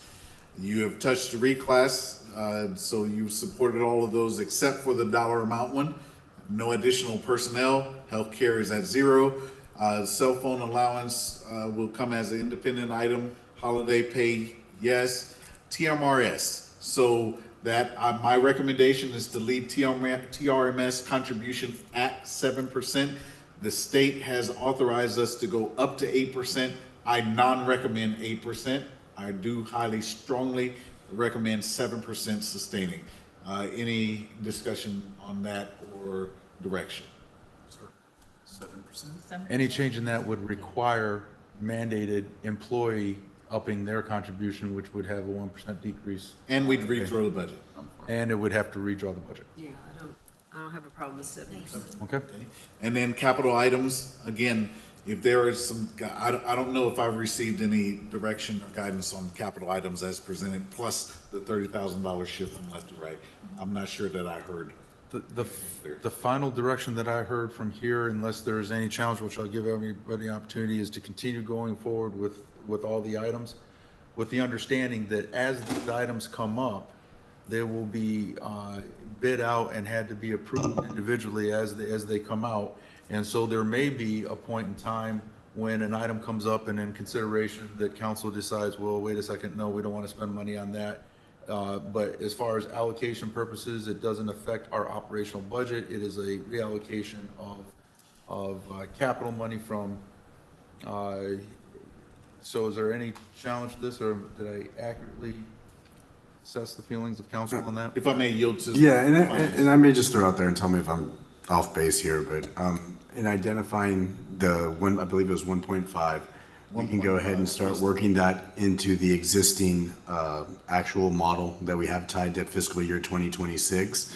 And as we continue to move forward, I mean, as y'all continue to kind of, vet that list, if there is stuff that y'all, for some reason would not, if you want to move forward with the list in the entirety, or if you do want to, also, as y'all move forward, maybe choose to take one or two things off as y'all continue to move forward in the process. I think y'all have time and the availability to do that as we move towards that September date.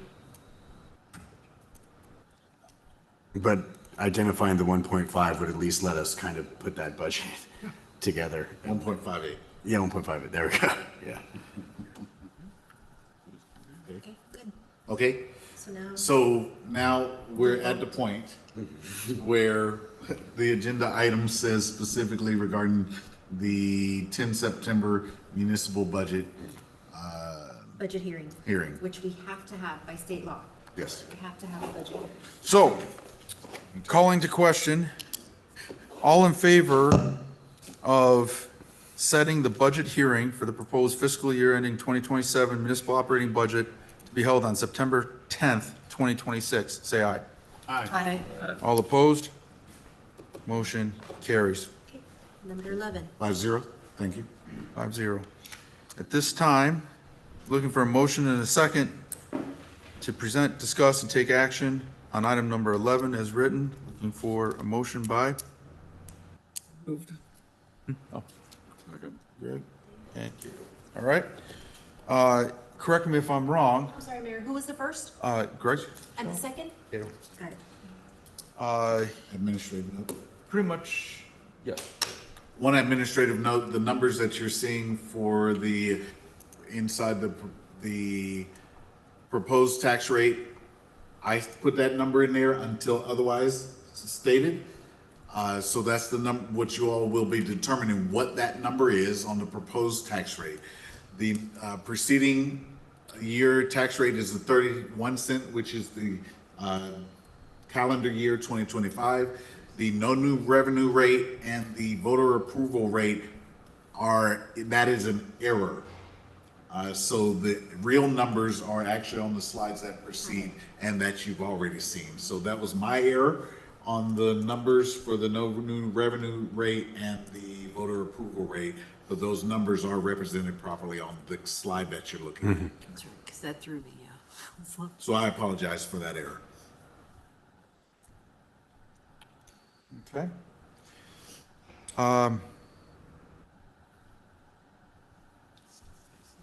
So, for the maker of the motion, Greg Michelle, do you want to make a motion, amend your motion to include a specific tax rate? Sure. Based on the discussion, presentation, and conversation over the past several meetings, I would propose the rate of 3161 for the upcoming year. We have a request to amend a motion. Seconder of the motion, do you agree to that? Yes. Okay. Having an amended and seconded motion, all in favor? Mayor, it has to be a roll call. We have a roll call vote, thank you. Doing a roll call vote on the, at this point, Setting it at Setting- 0.316100. I will go from right to left. Councilmember Michelle, In favor? Yes. Councilmember Caraway, Yes. Councilmember Cato, Yes. Councilmember McGowan, Yes. Councilmember Russell. Yes. Motion carries. thank you. This time, looking for, we are not doing an action at this point. It's just follow-up discussion. Item number 12 is follow-up discussion and consensus on finalizing our proposed amendments to the Municipal Code of Ordinances, Chapter 94, Vegetation, by revising various portions to keep local regulations up to date and adding state legislation revisions from Texas House Bill 517. Corey, to honor you with staying here for so many hours, we'll let you finish this up. I'm not past my curfew. Unfortunately, I won't be able to supervise you on tomorrow. I'm not coming to work tomorrow. Yeah. Was everybody able to see the preparation information page that I put together? Yes. Yes, okay. That, I believe, covered most of the discussion items or the questions that were pending, hopefully. I would like to preface this discussion with, if I may, just reading the purpose of that ordinance. Would you guys allow me the opportunity to read that? Yes, please. This was actually gifted to me by a resident when I first took on this role. And it sits on my windowsill in my office, and I really actually like it. I don't think it was meant for me to be liked initially, but I do like it. The purpose of the ordinance, and when I propose my amendments and when I'm doing all my research, and I've done everything I've done the last couple of years on this ordinance, I kept this in mind. And I greatly appreciate her providing this to me because it's a great reminder, right?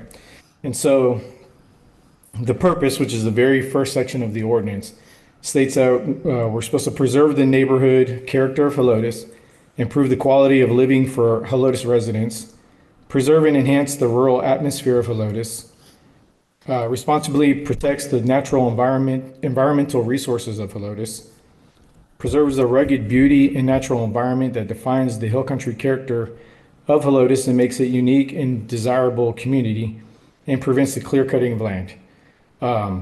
I have proposed a couple additional things that I got mostly from San Antonio, but I really do think that if we keep the spirit of that purpose within our mind while we're looking at these proposed revisions, that it will help us make good decisions.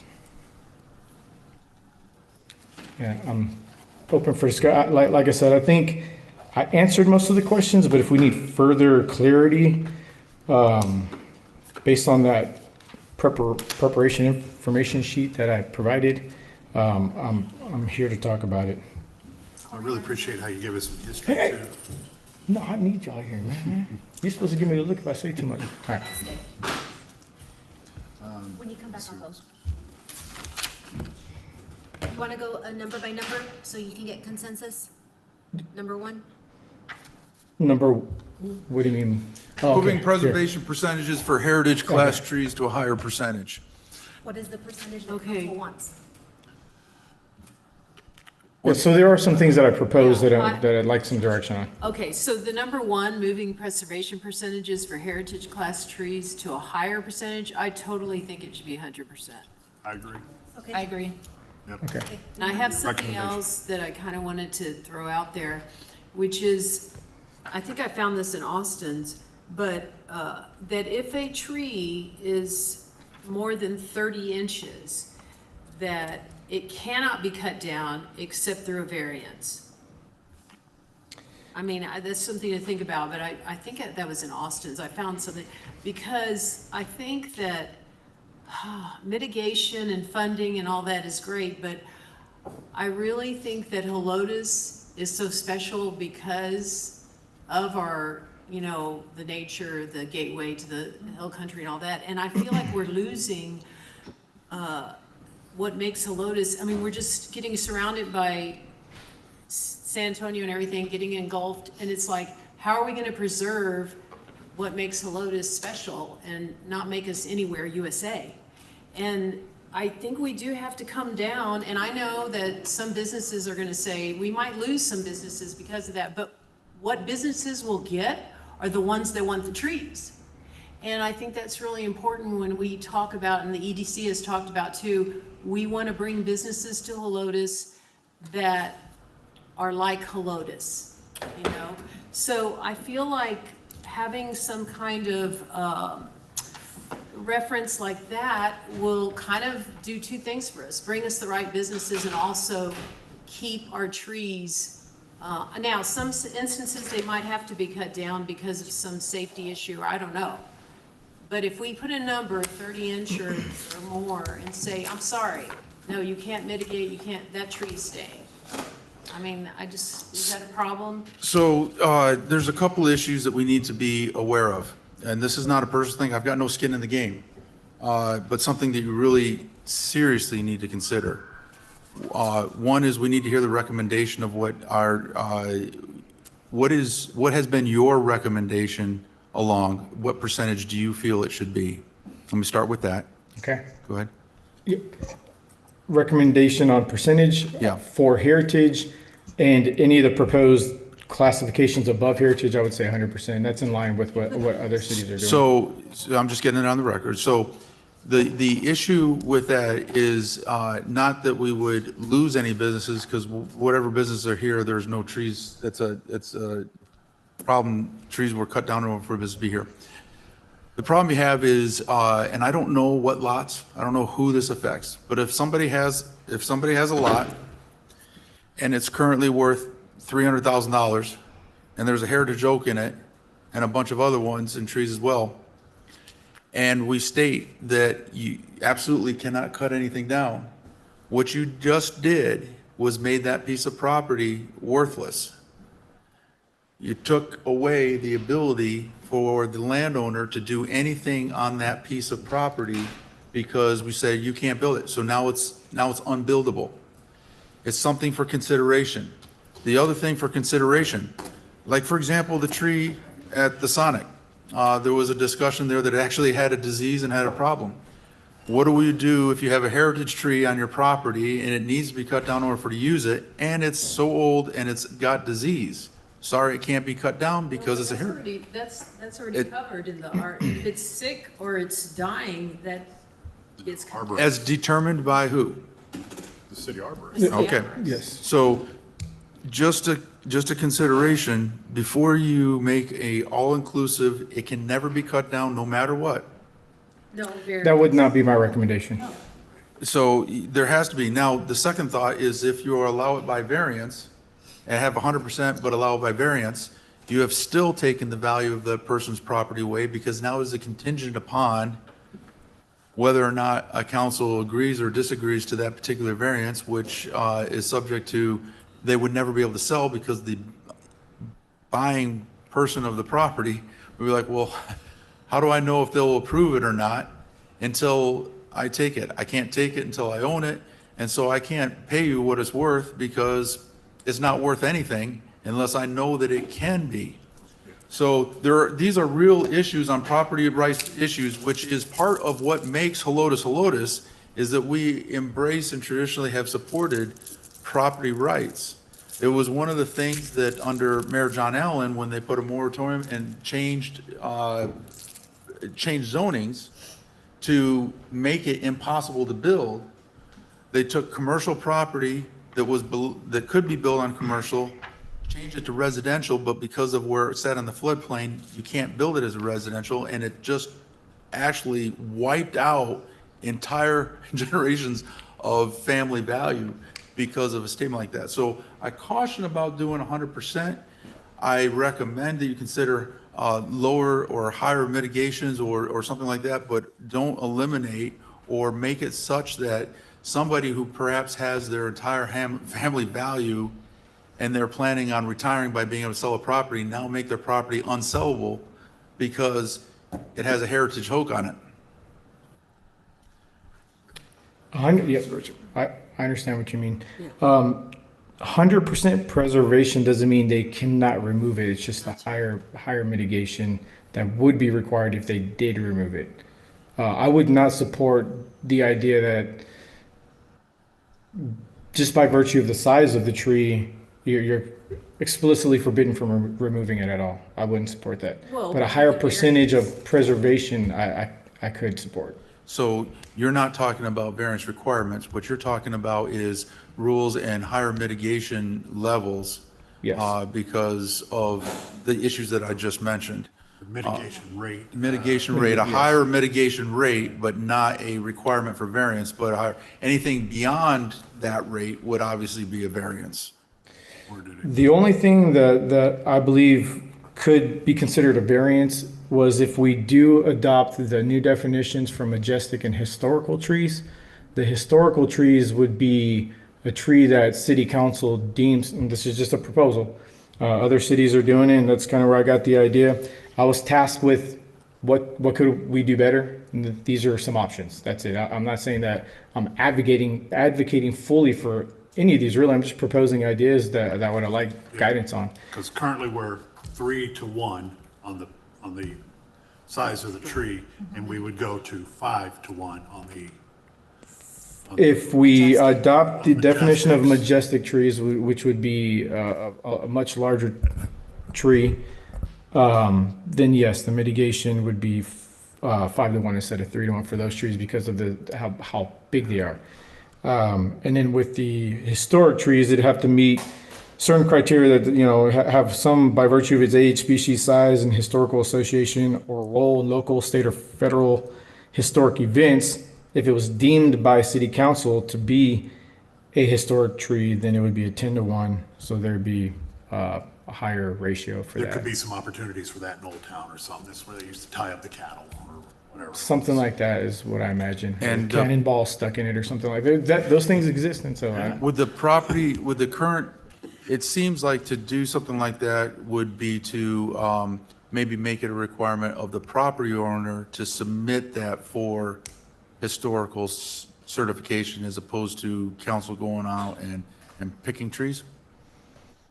Council should not go out and pick trees. Right, council should not go out and pick, that's exactly right, what I'm saying. Sir, I apologize. Just for clarification on what you're saying, to define a historical tree, that would be fall under you, certainly as input to council, but would be a landowner say, hey, listen, I've got what I feel is a historical tree. I'd like to apply this to the city to be there, and then call you out there, and you can bring this tree. We'll mark it historical tree 1 and go on from there, as opposed to it being left up to council to go out. What would be the alternative as opposed to individual landowners declaring or applying? What are other agencies doing? Sir? What are other cities doing with regard to historical? How do they determine it? So with the historic tree, it would have to meet the definition. The way I've proposed it, it would have to meet the definition of majestic tree and have been found by city council during a pre-development review of a site to have those qualities. And so one way could be that either the current property owner or a previous property owner has deemed it a historic tree, or some already existing historic tree that or a tree that's been identified as historic. Okay. Development Services be doing that during their pre-stuff? Do they, No. I'm not gonna go look at trees.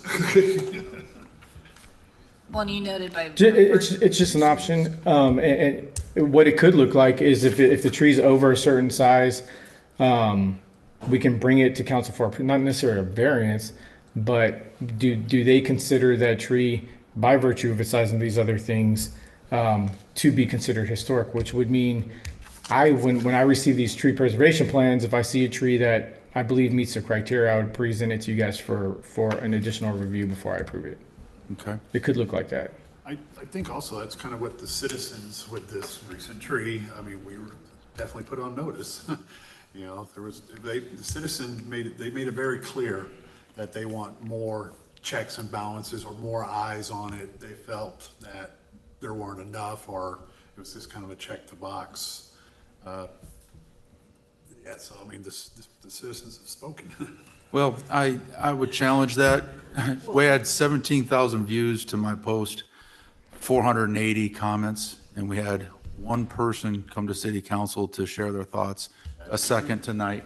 So the reality of how the people have spoken, not enough to bother to come spend 15 minutes to speak at city council. So I don't think we need to put, we did have, we had, no, for citizens to be heard. It's at the very beginning. They don't have to stay for 4 hours. They come and speak with the citizens.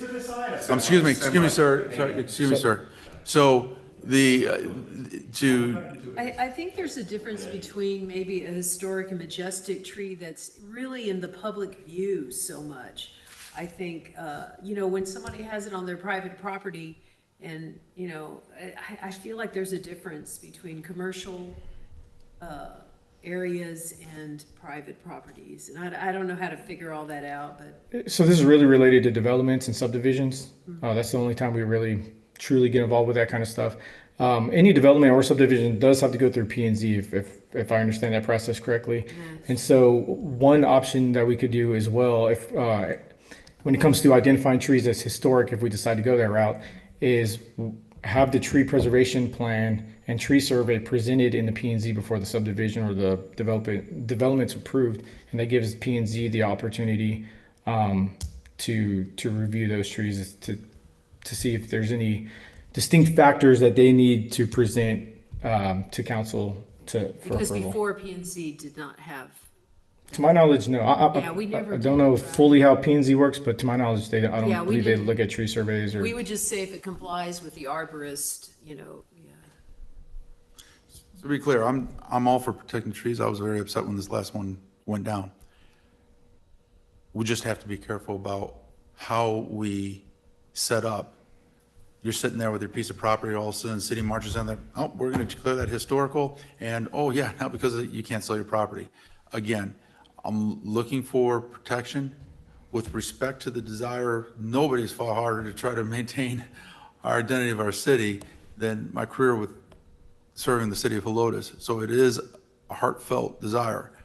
But we also have to make sure that we don't have some arbitrary assessment to it. So I appreciate what you're saying about if you come across this during development, like you mentioned, if it's already a development in a business downtown and it's not about moving the tree because the tree's already there, the businesses are built around it, that's not really where we're going to find this issue. We're going to find this issue because we've gone out into an area and somebody's developing 30 acres and somewhere on there is a tree. Now, how do we determine that it's historical? Well, now they're developing in it, and that comes in your expertise and direction. And as you pointed out, there still is the option that, yes, if it does have to be moved, it is a 10-to-1, which is, for those that don't realize, that is quite prohibitive because it is a massively larger tree times 10. Right. It almost makes it unbuildable. It's almost the same as 100% not. I can appreciate that. There's other cities. I actually reduced those numbers from what I discovered because there was another city, Bulverde, who does a 15-to-1, and I thought that was really crazy. Or I don't want to say crazy, but that's not something I could support. Yeah. So I reduced it from there. I do think there's an opportunity to have other classifications of trees beyond heritage. You know, maybe a majestic, maybe a historic. If you all decide you want to do that, I wouldn't support a 15-to-1. Yeah. Would not. I would Okay, not okay. support a 15-to-1 ratio.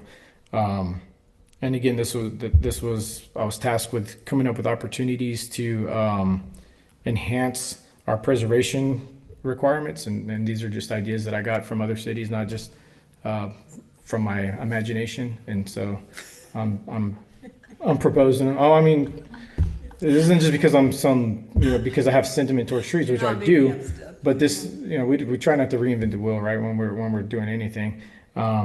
I understand your concerns, and I think I actually mentioned those concerns during one of my first presentations, right?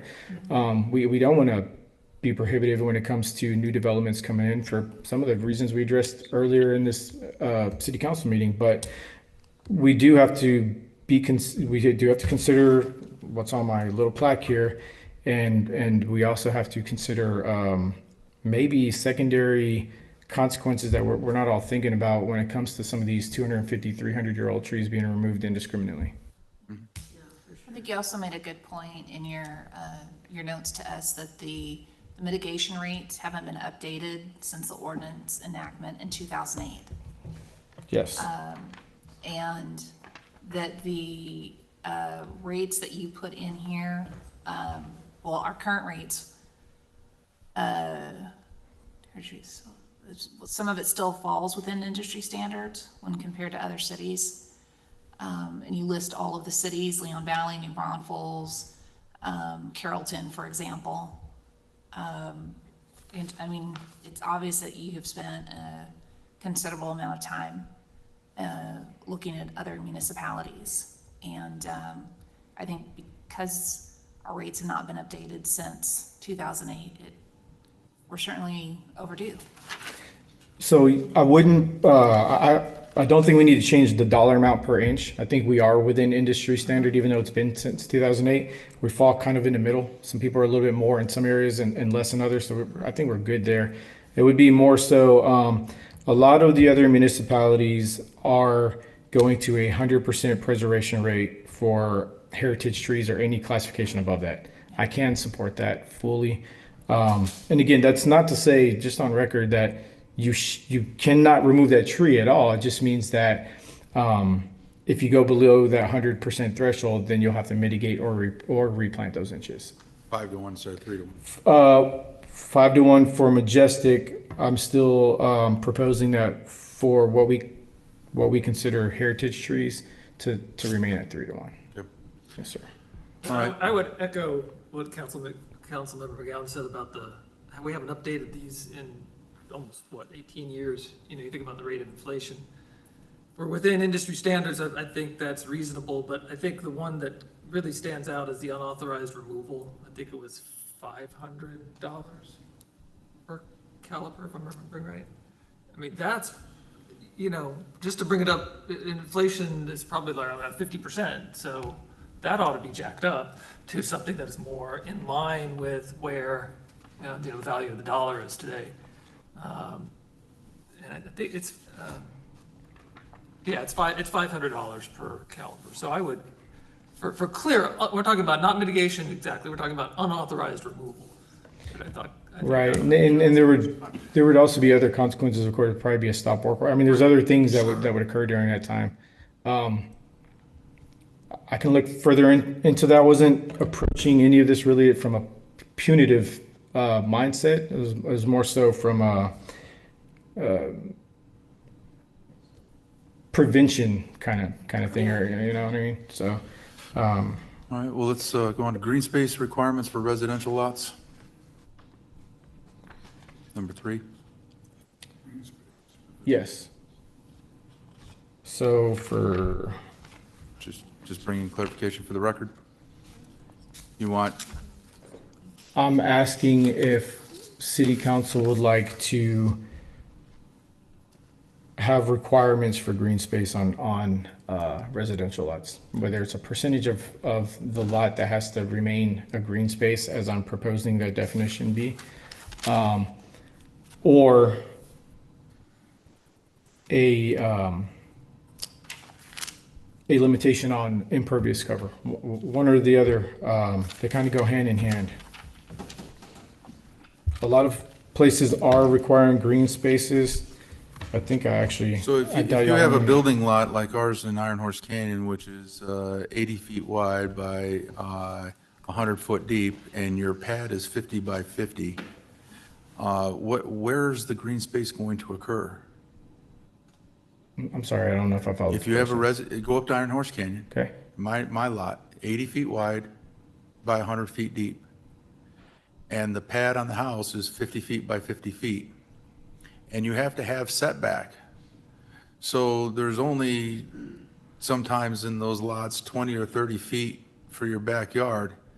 Where's the green space going to go? It's a percentage of what's not impervious, anything that doesn't have a permanent structure. So whatever's remaining, I don't know what those chunks of, I don't, you know, you lost me on the math there. Well, there's 8,000 square feet and you got 2,500 square foot of plus driveway, 600 feet for driveway, plus sidewalks on there, plus your vegetation on the front, plus So- any type of deck on the back. Right. You're left with not much space for your front or backyard, plus you have the setbacks. Well, Where would the green space go? Because some of these backyards aren't not enough to be able to put a trampoline in the backyard, or certainly couldn't put a swimming pool. So now you, No, I don't think Corey's talking about, residential lots. Of the remaining residential space that's lots. not covered in impervious cover, Yeah. would we require a percentage of that to have dedicated green space? And there are So reasons for it. Fenced-in yard, the question as opposed to a recommendation, if I'm hearing you right and per our conversation. I'm asking. He's asking. I am asking. and you're talking about like somebody really making their whole yard concrete or their whole, and you have no, there's a green space. He's not saying how big it has to be or, but just, do we want to I require? doubt you guys want another handout, but I brought one. Do you guys want to see it? There are other cities that do require a percentage of lots, depending on the zoning or depending on the type of lot, to have a certain percentage of landscaped area. what percentage? For neighborhood residential, on this one, this is from Fair Oaks Ranch, it's 25%. Of the remaining not counting, Anything that's not covered with impervious cover, like concrete, a permanent structure. so no limit to the permanent structure or whatever, but of the remaining amount, 25% has to be Green space. Green space. lawn, artificial turf, something that water can get It would be through. green space, including xeriscaping, but not artificial Yeah, turf. our artificial turf is impervious. It's impervious. Right. So it would be, Goes right through Not it. a green space. Well, Water goes through it, just like rock. most places are identifying artificial turf as impervious cover. Yeah, it's impervious. We've watered it. It's not impervious. No, understood. Understood on the if water can go through, but here on this lot, prior to us having the building back there that Public Works utilizes, because we were parking there, by definition, it was considered impervious surface. We didn't put any rocks down. We didn't put any adjustment to the surface. Literally, TCEQ considered that based on the use as impervious. Interesting. So the problem with doing, That couldn't be a green space because you were parking on it economically. so the problem with doing existing is if somebody has, done certain things with their backyard, now they're like, nope, sorry, you got to rip up your pool because on existing residential lots, no, listen, words mean things, attorney.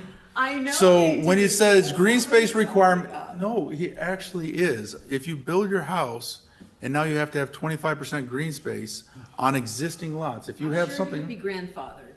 well, that's the question. Then we can't do It existing. would probably be through the Do new. denial Not of gonna be permits or something. unreasonable. You know, we're not talking about these crazy. In your previous item, you said words mean things and they have to be specific. As an attorney, you understand We don't that. have any words yet.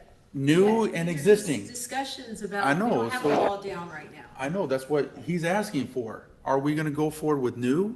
Are we going to go for existing? Are we gonna go for new and existing, or are we gonna scratch it out? You have 4 options. What's your option? the new and existing. Then somebody who already has impervious cover down would have, Nope, no, you can grandfather them in. well, then that means New and. not existing, just new lots. New lots, because if you're existing and you already have, you're grandfathered in. You can't require a requirement and then say, well, yeah, you're grandfathered in. Then anybody that's existing, I would be kind of surprised if people didn't already have at least 25% of their of course, lot it's, that wasn't plants or grass or something. well, I did 100% of my backyard in impervious cover with artificial turf. So, except for some trees and whatever and some shrubs in the area. So now my question is now, if you do it existing, it's like, wait a second, I gotta rip up my $40,000 lawn? No? Because now I'm in violation. It would be more that this is applicable to existing residential lots in the sense that You can't do you it you anymore. can't so it would be a denial of permit if anything else. So like if someone is applying for a driveway permit or some sort of permit for a new slab or something like that, that's probably how it would play out. Yeah. Because they would they would have to show the city what percentage of their property is going to remain green space, and if they go beyond that, it would be a denial of that permit or a request to reduce the size of the driveway or something like that. I imagine that's how it would play out. You'd have to if you're gonna try to do that, you'd have to grandfather it in. Which means, Well, no one's going to fly drones over people's houses or go door to door and see what your impervious cover is. I don't. when you create laws, you create them to be not by what may or may not be done by drones or investigations or spies, but what is the law and does it make sense? So if you're going to say, we're gonna grandfather everybody's got stuff in, then you don't use the word existing, you use the word new. We're gonna develop a development in Brycewood, we're gonna put in 73 lots, and so for those new lots, 25% have to remain new, not going through Well, your some- neighborhood. Some lots have not been developed yet. They're existing, but They they would be- haven't been developed or built on yet. That's referred to as a new, not an existing landscaped or developed land, but a new undeveloped piece of property is, that's what I'm saying. Words mean things. Make sure you get what you're trying to. Don't say we're gonna grandfather anything as existing, No, we're just. just talking- eliminate existing. I think you'd have to leave it existing. But you account for if they built whatever, all the backyard is concrete. Then when this law goes into effect, it doesn't apply to them, because it's already there.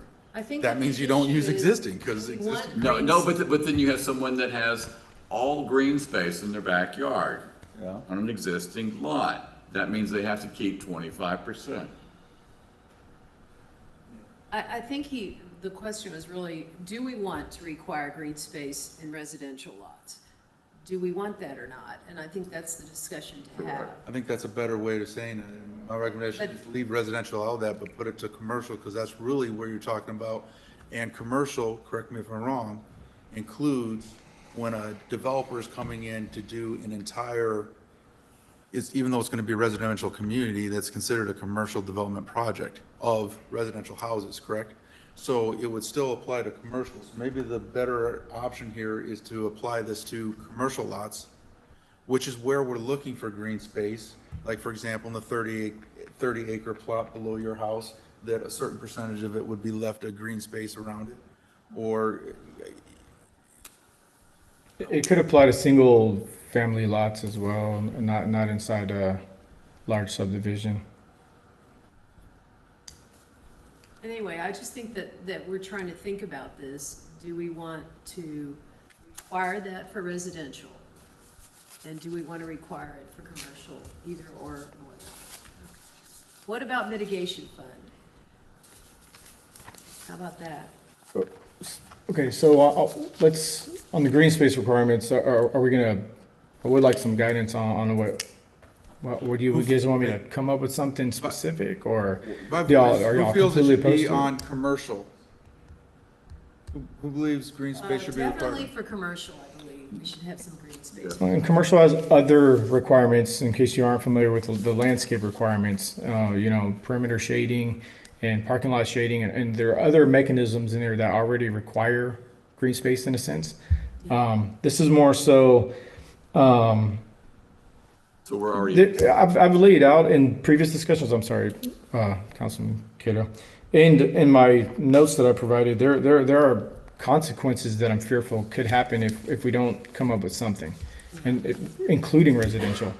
And the consequences aren't always the obvious illicit discharges and all the things I've detailed before, and the heat outline effect, and these are real things that are occurring throughout the United States, and there's studies on it.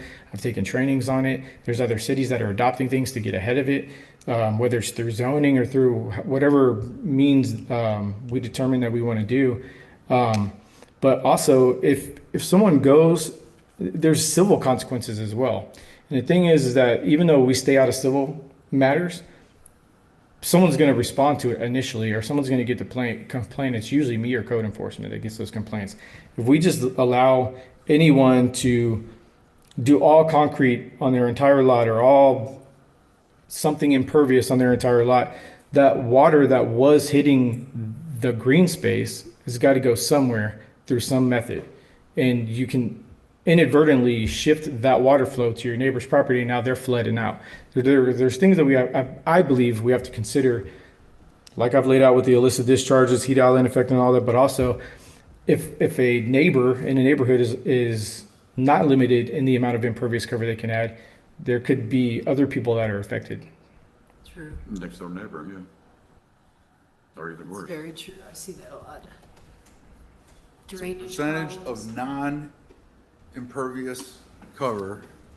So in my case, if I'm saying if my lot, and I got my house, and I got my entire backyard impervious, I just need to maintain, and my driveway, I need to remain 25% of this area of the front yard and of this little side to be green space. 20% in that area, which means then I could just keep this part.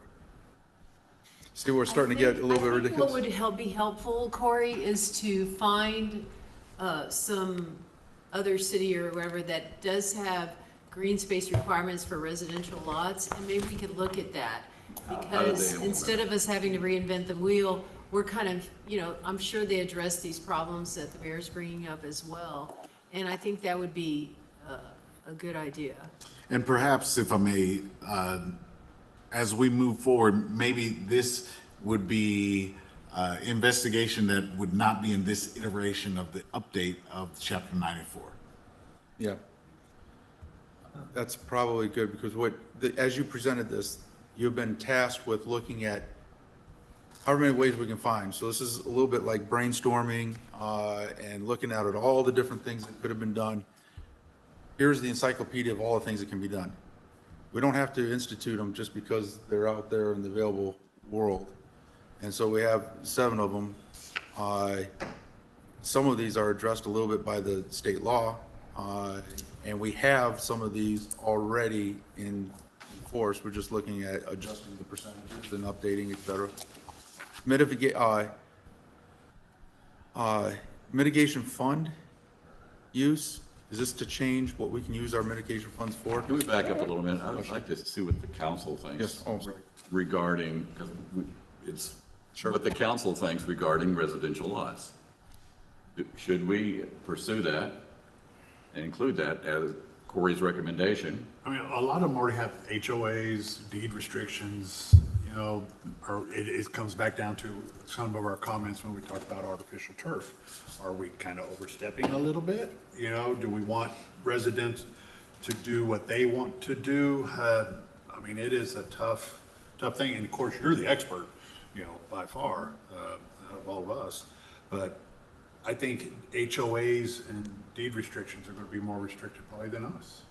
Yes, but at the same time, I think city enforcement can be more effective than HOA. True. And we know how that goes. So the bottom line is does the council want him to pursue residential restrictions? Do y'all believe that? I mean, we got to give them some direction. It's got to come from more than just the mayor and the city administrator. What does the council want? Yeah. Fair Oaks has a reduced amount for existing residential. Yeah. Or a separate, so 25, Yeah, like so for example, 25% May I just pass these for, out? Maybe they Yeah, will give yeah. you some context. 25% for new, but 15% for existing, or something like that. Is that what you mean by reduced? And one thing to consider is, Councilmember McGowan had said in the other previous meeting, we need to trust our HOAs to be able to be the professional managers of the property, to set the standards and and trust in their ability to be able to control what happens on the residential aspects Well, because they're obviously, the the state experts. doesn't believe that because And as they a just board passed member the on law an to HOA, say I don't they believe can't that either. restrict that. So either we take what she said or we realize that what she said doesn't really apply. I don't think that's what she said. I don't think that's what I said. You actually literally said we should trust in the, we got it on tape. You trust in the expertise of our HOAs to be able to determine what is best for their community in the application, particularly as it applied to artificial Can we go turf. back to my question? Sure. Do we want him to include restrictions on residential lots in his proposal? It's a yes or no. Well, I mean, he needs direction. We got to give him direction. Another I would say thing- no at this time. I'd like to see more information. Understood. My concern is, and I thought that was a concern I expressed in a previous meeting, I think there's a liability that the city creates for itself when it gets in between a homeowner and an HOA. Would agree with that. But I also, and I respect the restrictions that the HOA provides. I've lived in one community with an HOA. You buy your house and you're signing, pretty big document agreeing to all the covenants and the rules and the restrictions. And I agree. I think sometimes they're stricter than a municipality. I think not every neighborhood in Helotes has an HOA, but I would not recommend getting in between the HOA and the residents. I agree. Can I, no, can I, at this I'm time, sorry. no. Okay. We're going to get a kind of a roll Okay, call all right. vote. Residential, yes or no? I go no. No. Residential, yes or no? Ann? Kind of undecided.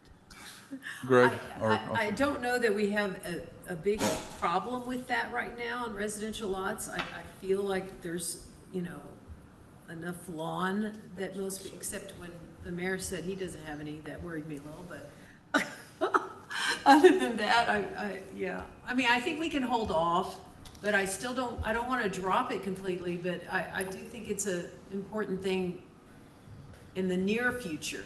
Let's just table it for the time being, Corey, it sounds like. That's fine. Okay. Commercial. We want to apply it to commercial.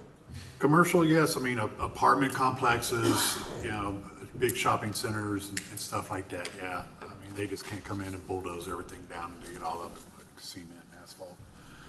Commercial? Yes to commercial. Commercial? Yes. Commercial? Yes. And commercial? Okay.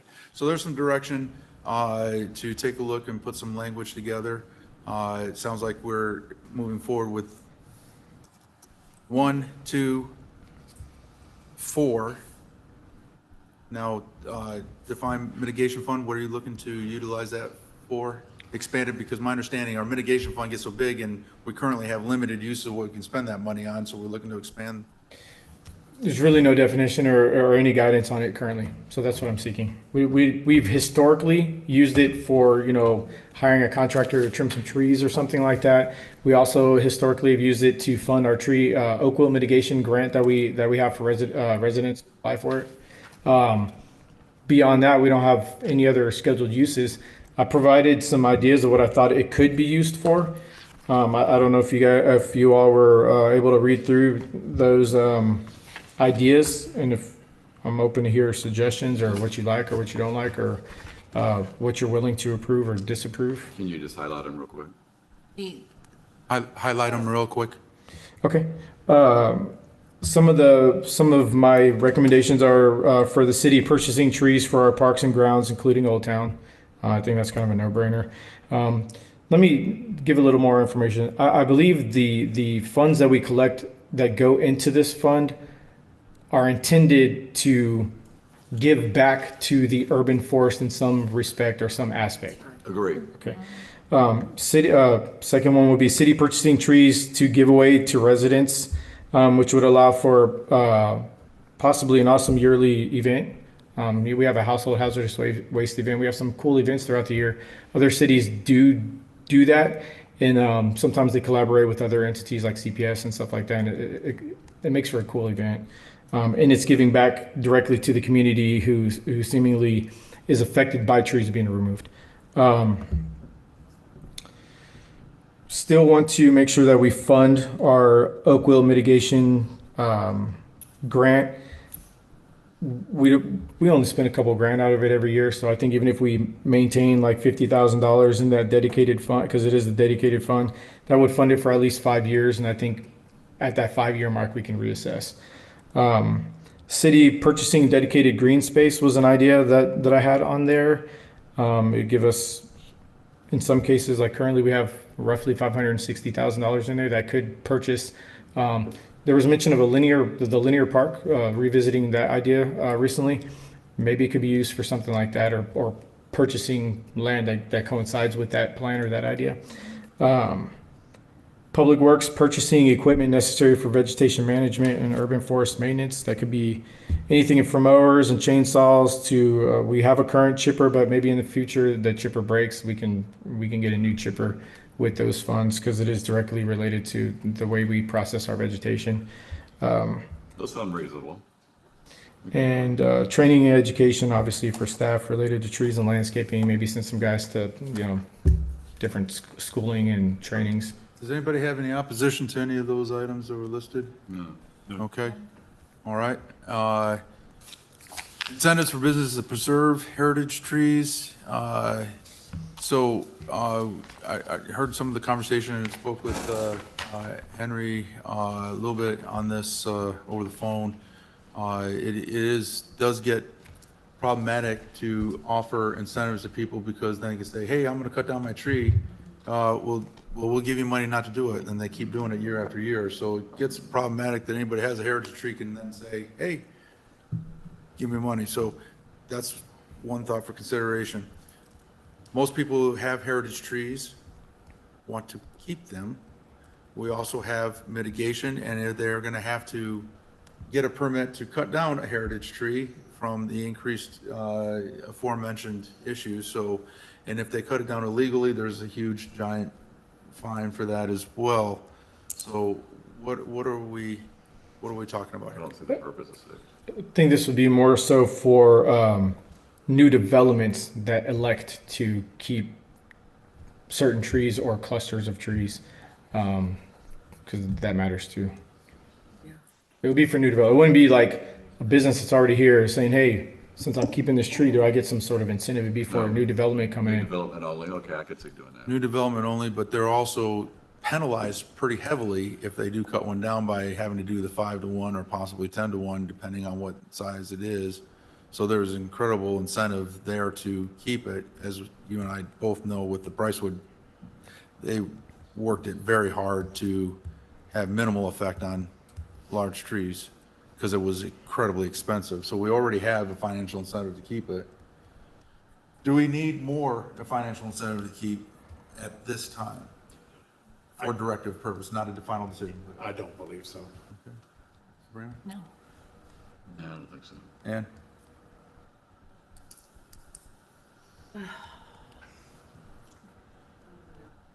I'm sorry. I want to apologize to Corey because he's put so much into this, and I think we're just at 11 o'clock, and I think we're getting a little fried. And I hope you don't get offended by that, because I feel like some of this needs to be tabled and discussed, fresh, because we're just tired right now, and it's important, a lot of this stuff. But anyway, for now, I can't think of any additional incentives at this point. But I would like to table this discussion and, give it the time that it deserves. Greg, you have No. okay. So we are embracing quite a few of your ideas. It looks like everything except for number 6 and number 3 as direction. Is there something on the artificial turf regulations? Again, keeping in mind, we have the aforementioned concern about getting in between HOAs and their people, and we also currently have the state law that is being integrated into 94. Is there anything outside of the state law that you're recommending? My interpretation of the state law, or the way it reads, is it talks about water conserving natural turf. I don't recall seeing it mention explicitly artificial turf. There was Which- no mention. There's no mention explicitly, but it does mention water conserving Natural landscaping. There does say landscaping. Drought. I think. Anyways, is there anything specific to artificial turf that you are recommending? What are you recommending? Right, what are you recommending with number 7? If we're going to allow it, I think there should be limitations to it. I think there's enough evidence out there, and there's enough secondary consequences to indiscriminately allowing it that between I've detailed this in the previous discussion. We have it laid out in this preparation information, but microplastics, forever chemicals, how it is considered impervious cover, unless some engineer or landscape architect can prove otherwise that it's not impervious. Just because water can filter through the actual material does not mean that the underlayment or the compacted, oftentimes decomposed granite or whatever is also Fair statement. right. And so it changes stormwater patterns. So I function as the city arborist. I also function as a stormwater manager. Both of those things go hand in hand. When we removed a whole bunch of vegetation from a certain area, the neighboring community was greatly affected by it, still affected by it, and it's a battle that I've had to face repeatedly. And if there aren't provisions laid out, is the probability that everyone's going to go with artificial turf in the next 2 years? Probably not. But this is a legacy, and this is a opportunity for us to get ahead of a potential problem. And the forever chemicals and the microplastics are that happens for sure. There's no way you can produce all those little tiny pieces of plastic without there being some sort of remnant that washes away, enters bodies of water. I can show a map, not right now, but a lot of our community is in the recharge zone. So anything that is washed away from these properties directly goes into the aquifer, one way or another, through the little crevices or through absorption through the limestone or whatever. And some of these chemicals aren't able to be filtered out. And so when we talk about water conservation, which was a lot of the precursor to some of the conversations, it's about water conservation, but also protecting the quality of the water that we have available. Very true. Corey, are you recommending allowing but limiting, or are you recommending outright prohibition? I'm seeking guidance on it. I don't wish to have the level of authority to say completely that we should outright prohibit it, but if we are going to use it, I think it should be. If we are going to allow it, I think it should be limited, and it should be a pretty definitive limitation. And that's exactly what you said when you started talking about the subject, is you're recommending limiting it. So do we want to proceed with that or not? I'm looking at the other council. Yes, definitely in industrial development, stuff like that, yes, absolutely. Well, I mean, he's talking, No, limited it, yes, and it would be something that would go through P and Z, how they do the signs and well, I mean, he's not just talking industrial, he's talking period. residential, no, I really, it's a slippery slope getting in between HOAs and deed restrictions and everything else. I really don't think that's what I we want to disagree with do. that. HOAs often don't have the power that you think they do. Yeah, Well, you guys have been very persuasive in maintaining that you do have that and that you can limit it even with the state law. So perhaps the question should be, much like was brought before, should we break this up and take a look at artificial turf regulations on commercial or residential or both? So maybe we run down the line. Do you think the city should get in the business of determining and mandating to an HOA what they can and cannot allow as far as percentages for residences? no. Okay, Sabrina? Not for residences, but for commercial. And we already have commercial properties that have some percentage of artificial turf. And I think you have the definition that we kept in the ordinance, I guess in the last draft. I think I would recommend including some installation standards and maintenance requirements that cover the turf components, the appearance, the installation and maintenance. And you could support that with an artificial turf permit as part of maybe the development process for a business. And that this development services, you should be involved in the approval of that type of permit. And that would give you the authority to enforce the provisions if they're included in the revised ordinance. So. Because it's already happening with our commercial So properties. for general direction to proceed, we have no on residential, no on residential, but a yes on commercial. Yes on commercial. Residential, I have to abstain. I'm not in a position. commercial, Sure. residential, Yes, and commercial. and commercial, residential. I'd like to see what is produced, including residential, as part of this, because this is a health and safety matter at the bottom Yeah. end of the day. And so I think it ought to be part of the discussion, Okay, which is not to say that it'll be the end product, but we need to see it. okay. So for sure, for commercial, residents, we're kind of at 2 and 2 and abstain. So maybe to take a look at what might be some suggestions. I will reach out to our attorney because if, and this has not been tested in court yet, it probably will be shortly, about what that does mean as far as what residents can do and what HOAs can do. So we got to be careful about what we get in as a city, based on the same thing, of telling an HOA what they can do when the state law mandates what they can and cannot do. And so we got to make sure that we don't get in a situation where we're violating state law just because we think it's a good idea or think that we could. We might not even be able to do that. So I will seek out direction from Frank concerning if we can even apply that on the resident side. And let's continue with that and bring some of these ideas back together for further consideration. Is there anybody that needs more conversation tonight on any of the topics? I don't want to cut short, but I really would like to help move along. If I may, so for the sake of workflow management and setting expectations as we go forward,